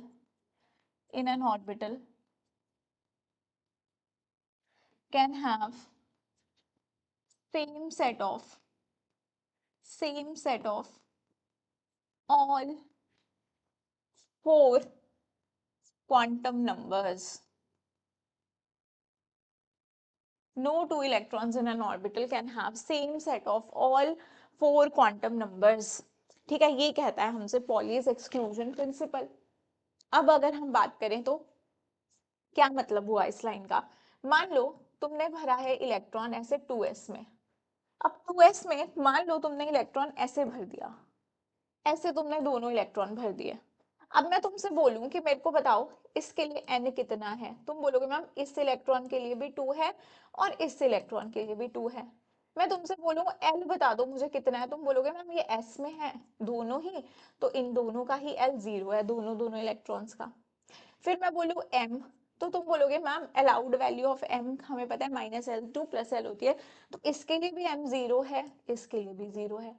फिर मैं तुम्हें बोलूं स्पिन बता दो भाई, मैग्नेटिक स्पिन नंबर बता दो, तुम बोलोगे मैम दोनों ही इस तरह से, दोनों की स्पिन ही अप है, तो हम लोग बोलेंगे दोनों के लिए ही +½ बोल दो, या डाउन दिखाओगे तो -½ बोल दो। ठीक है, ये अपनी मर्जी से हम ले सकते हैं। तो अब तुमने देखा चारों क्वांटम नंबर का वैल्यू सेम आ रहा है, दोनों इलेक्ट्रॉन के लिए चारों का नंबर सेम आ रहा है, हमें ये चीज नहीं चाहिए।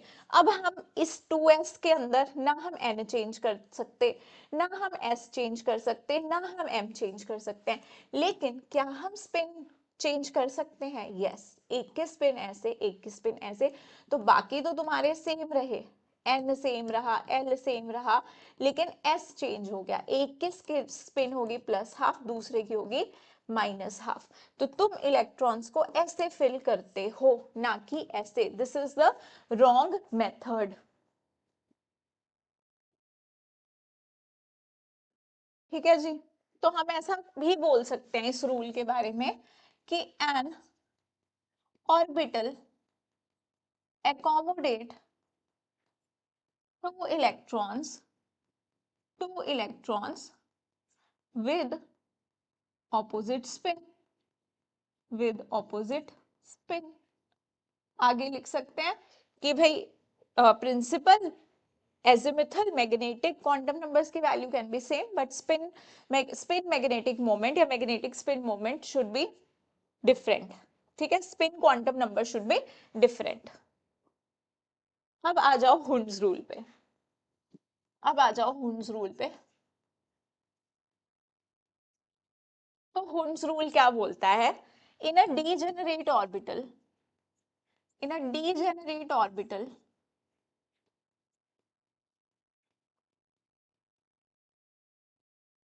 electrons are filled in such a way, in such a way that we get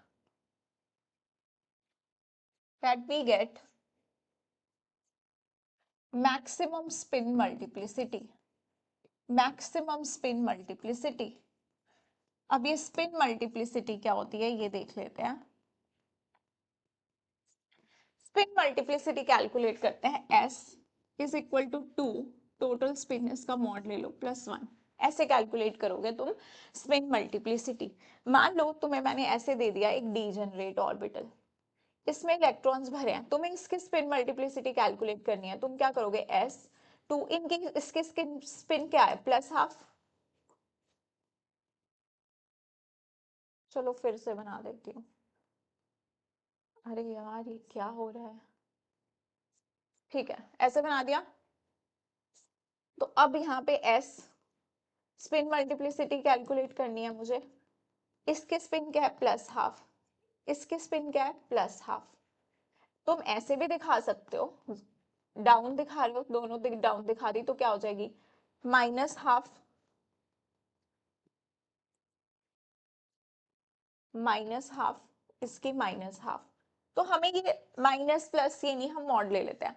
तो हाफ प्लस हाफ दोनों में सेम ही बात है, ठीक है। कितनी हो जाएगी ये हमारे पास 1 हो जाएगा, तो कितना हो जाएगा 2 इंटू 1 प्लस 1, कितनी हो जाएगी स्पिन मल्टीप्लिसिटी 3। ठीक है, ऐसे निकालते हैं स्पिन मल्टीप्लिसिटी। आगे स्पिन मल्टीप्लिसिटी निकालने, अब देखो हुन्स रूल क्या कहता है। एक बार स्पिन मल्टीप्लिसिटी निकालने आ गई तो देखो हुन्स रूल क्या कहता है। तुम्हारे पास मान लो ये है P, ठीक है, ये है तुम्हारा मान लो 2P। तुम इलेक्ट्रॉन भरते हो, मान लो तुम्हें भरने हैं 2 इलेक्ट्रॉन्स, तुमने ऐसे भर दिए, तुमने ऐसे भर दिए, या फिर तुमने बोला मैम मैं तो ऐसे भरूंगा। जरा कैलकुलेट करो यहाँ पे स्पिन मल्टीप्लिसिटी कितनी आई। यहाँ पे स्पिन मल्टीप्लिसिटी आ जाएगी तुम्हारी 2, इसकी प्लस हाफ इसकी माइनस हाफ कैंसिल हो जाएगी, 0 प्लस 1 कितनी आई 1। यहाँ भी कितनी आएगी, इसकी प्लस हाफ इसकी माइनस हाफ, दोनों कैंसिल आउट होगी, 0 प्लस 1 कितनी आ गई 1।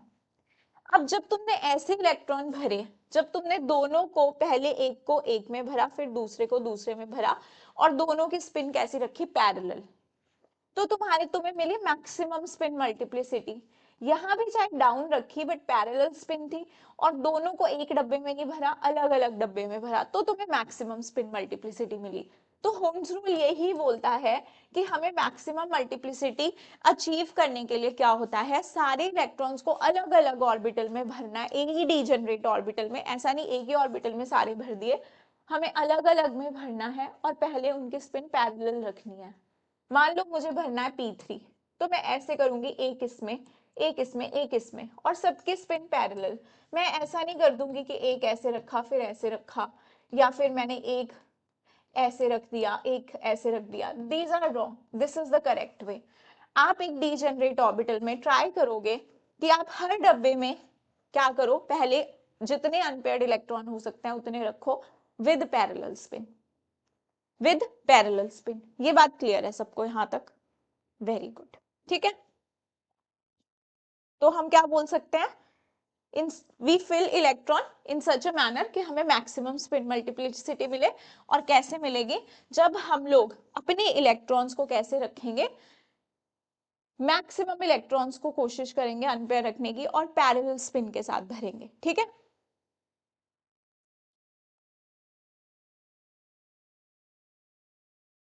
ठीक है, तो इसे नोट कर लो, हुन्स रूल हमारा यही बोलता है, इतना ही है हुन्स रूल, इसे नोट कर लो, ठीक है। नेक्स्ट देखते हैं हम इलेक्ट्रॉनिक कॉन्फ़िगरेशन कैसे लिखते हैं, कैसे लिखते हैं हम लोग इलेक्ट्रॉनिक कॉन्फ़िगरेशन। या तो मैं इसमें एक चीज और ऐसे बोल सकते हो, pairing, pairing is done when all the orbitals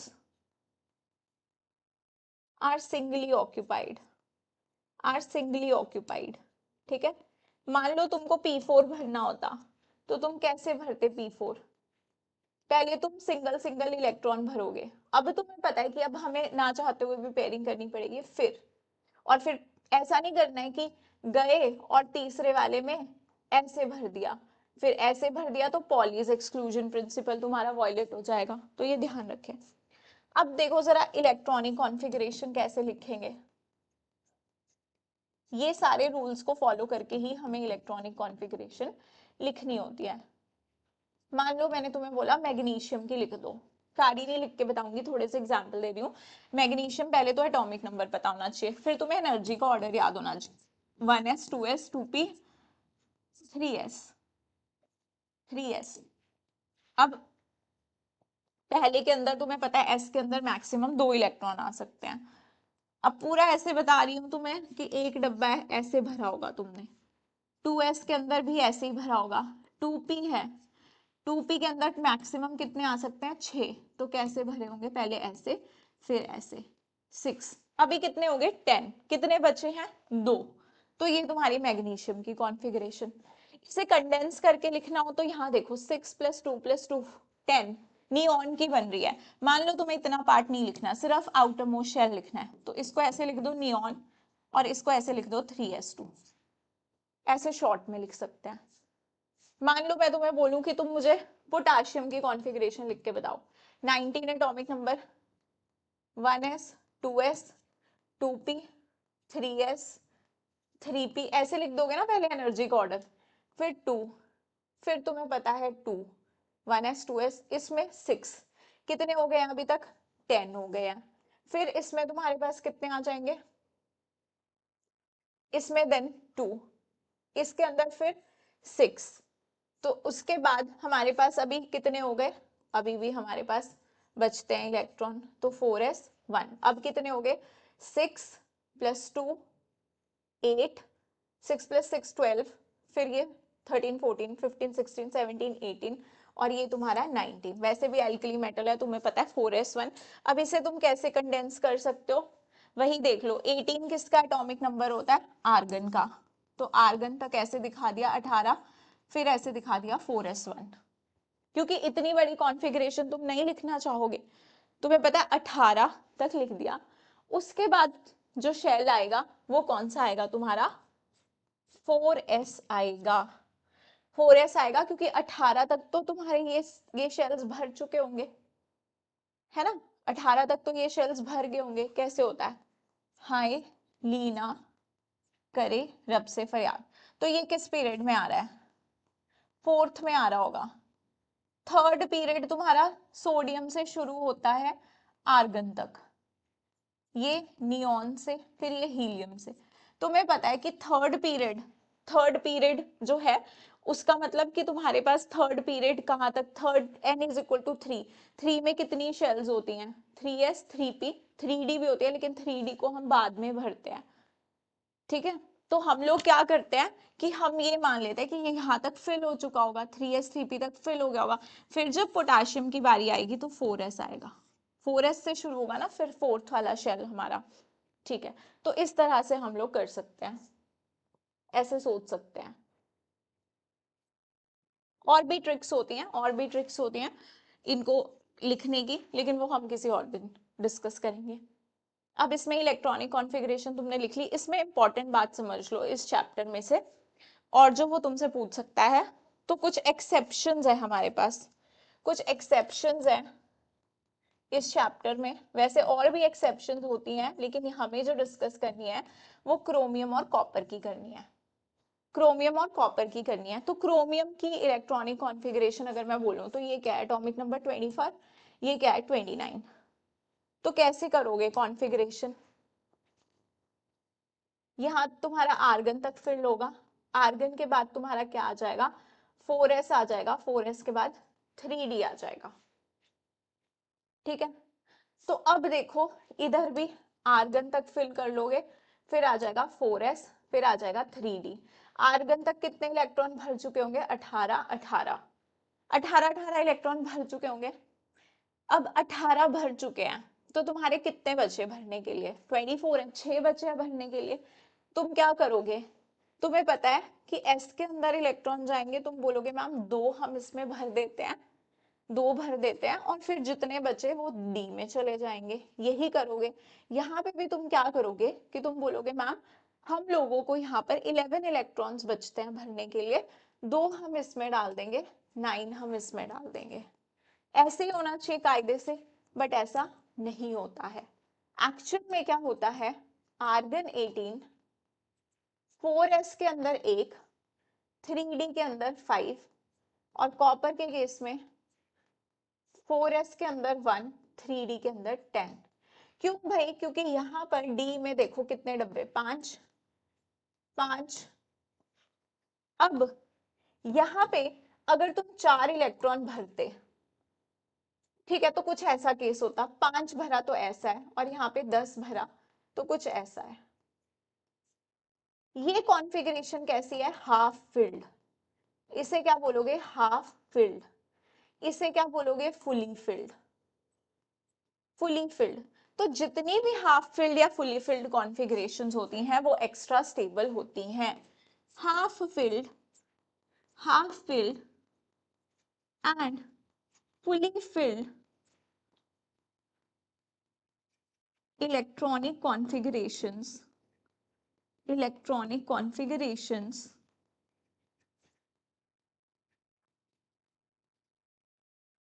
are extra stable. सिर्फ ये ही नहीं होती, डी वाली नहीं होती है, ये भी होती है, जैसे P3 भी तुम्हारी हाफ फिल्ड है, P6 तुम्हारी फुली फिल्ड है, D5 तुम्हारी हाफ फिल्ड है, D10 तुम्हारी फुली फिल्ड है, F7 तुम्हारी हाफ फिल्ड है, F14 तुम्हारी फुली फिल्ड है। ठीक है, तो क्या होता है इन कॉन्फ़िगरेशंस में, क्यों ज्यादा स्टेबल होती हैं, दो चीजें आती हैं। एक होता है तुम्हारा सिमेट्री, यहाँ पे देखो सिमेट्री है, ठीक है, अगर मैं बीच से कुछ भी प्लेन पास करूं तो सेम नंबर ऑफ इलेक्ट्रॉन्स, मान लो मैं यहाँ से काट दूं तो जितना तुम्हें यहाँ पोर्शन दिखेगा उतना ही यहाँ, सिमेट्री है। लेकिन अगर 4 भरती जैसे यहाँ पे था, इसमें तो कोई सिमेट्री नहीं थी। इसका सेंटर पॉइंट कोई बता सकते हो जहां इधर भी मुझे सेम चीज दिखे, इधर कोई सिमेट्री नहीं है। तो एक रीजन तो इनके स्टेबल होने का है सिमेट्री। दूसरा है एक्सचेंज एनर्जी। एक्सचेंज एनर्जी अब ये क्या होती है, लिखवा नहीं रही हूँ, समझा रही हूँ बस। मान लो तुम्हारे पास ये है P2, ठीक है, ये है मान लो तुम्हारे पास P3। एक्सचेंज एनर्जी होती है कि ये जो तुम्हारे पास पैरेलल स्पिन वाले इलेक्ट्रॉन्स होते हैं, ये एक दूसरे के साथ स्पिन कर सकते हैं, तो ये इसके साथ स्पिन कर जाएगा, है ना, ये इसके सॉरी ये इसके साथ एक्सचेंज कर जाएगा, ये जो पैरेलल स्पिन वाले हैं ये इसके साथ एक्सचेंज कर जाएगा। यहाँ पे, यहाँ पे देखो, यहाँ पे ये इसके साथ स्पिन कर सकता है, इसके साथ एक्सचेंज कर सकता है, या इसके साथ एक्सचेंज कर सकता है। ठीक है, तो यहाँ पे अगर तुम देखोगे कि नंबर ऑफ एक्सचेंजेस ज्यादा है, एक बार इसके साथ कर सकता था, इसके साथ कर सकता था, या फिर ये इसके साथ कर सकता था, या फिर ये ऐसे कर सकते हैं, एक ही बात होगी, ये तो ऐसे ही करेगा। तो मतलब कहने का मतलब है, और नंबर ऑफ एक्सचेंजेस तुम्हारे सिर्फ और सिर्फ पैरेलल स्पिन वाले कर सकते हैं, पैरेलल स्पिन वाले कर सकते हैं, जिनके स्पिन आपस में पैरेलल नहीं है वो नहीं कर सकते। तो जितने ज्यादा एक्सचेंजेस होंगे उतनी ज्यादा एक्सचेंज एनर्जी होगी, और जितनी ज्यादा एक्सचेंज एनर्जी रिलीज होगी उतना ही हमारा सिस्टम स्टेबल भी होगा। तो exchange energy, higher the exchange energy higher the stability, higher the, ऐसे लिख देती हूँ, higher the exchanges, higher the exchanges, higher the exchange energy, higher the exchange energy and higher the stability. तो इन दो रीजंस की वजह से बेटा, इन दो रीजंस की वजह से तुम्हारे पास ये जो दो कॉन्फ़िगरेशंस हैं, इनमें कुछ एक्सेप्शनल बिहेवियर देखा गया कि कॉन्फ़िगरेशन होनी ये थी लेकिन हो गई ये, क्योंकि ये एक्स्ट्रा स्टेबल कॉन्फ़िगरेशन बन रही थी। Extra stable, half filled and fully field कैसी हैं तुम्हारी, एक्स्ट्रा स्टेबल है, इसीलिए ये चीज देखी गई। ठीक है जी, ठीक है। तो देखो हमने ये एक्स्ट्रा स्टेबल भी कर ली, अब तुम क्या कर सकते हो, अपना प्रैक्टिस कर सकते हो और इलेक्ट्रॉनिक कॉन्फ़िगरेशंस लिखने का। एटॉमिक नंबर, कोई भी एटॉमिक नंबर ले लो पीरियोडिक टेबल से और कॉन्फ़िगरेशंस लिखो, उनकी कॉन्फ़िगरेशन लिखो। आयंस की कॉन्फ़िगरेशन बता दूं मैं तुम लोगों को, तो जैसे मान लो तुम्हें Na पॉजिटिव की कॉन्फ़िगरेशन लिखनी है, तो तुम ऐसा नहीं करोगे, अच्छा इसमें 10 इलेक्ट्रॉन हैं तो 1s2 2s2 2p6, ऐसा नहीं करना है। ऐसा कुछ केसेस में चल जाएगा तुम्हारा, बट कहीं पे तुम गलत कर दोगे। तुम्हें पहले क्या करनी है, न्यूट्रल एटम की कॉन्फ़िगरेशन लिखनी है, 1s2 2s2 2p6, फिर तुम्हारे पास क्या आ जाएगा 3s1। फिर तुम बोलोगे कि इलेक्ट्रॉन हमेशा आउटर मोस्ट शेल से निकाला जाता है, हमेशा आउटर मोस्ट से, तो यहां से निकला होगा, तब तुम्हारी कॉन्फ़िगरेशन 1s2 2s2 2p6 बनी होगी। ऐसे तुम लिखोगे आयंस की कॉन्फ़िगरेशन को। अब देखो ये बात तुम्हें कहाँ पे काम आएगी, जैसे मान लो डी ब्लॉक है, तुम्हें Fe2 प्लस आयन की कॉन्फ़िगरेशन लिखनी है, तो पहले तुम क्या करोगे कि आयरन की कॉन्फ़िगरेशन लिखोगे, क्या हो जाएगी आर्गन 3d, एटॉमिक नंबर कितना होता है 26, 3d6 4s2, ठीक है। या फिर तुम बोलोगे मैम आपने इसको पहले लिख दिया, चलो इसे लिख देती हूँ, है ना, n प्लस एल वैल्यू भाई इसकी कम है, इसकी 4 है और इसकी 5 है, तो एनर्जी का ऑर्डर तो यही होता है। अब तुम बोलोगे कि मैम हम तो इसमें से इलेक्ट्रॉन निकालेंगे, मैंने बोला आउटर मोस्ट शेल से निकलेगा, तो 3 और 4 में आउटर मोस्ट कौन होगा 4 होगा, तो Fe2 प्लस की कॉन्फ़िगरेशन तुम्हारी क्या आएगी, आर्गन 3d6, आर्गन 3d6, ऐसे लिखोगे तुम कॉन्फ़िगरेशन आयंस की इस तरह से। और अगर एनायन होगा तो इलेक्ट्रॉन तुम ऐड कर दोगे किसमें, आउटर मोस्ट शेल में, और निकालोगे भी इलेक्ट्रॉन किससे, आउटर मोस्ट शेल से। ठीक है, so that's all for today's lecture beta, thank you so much for watching the session, so bye bye everyone।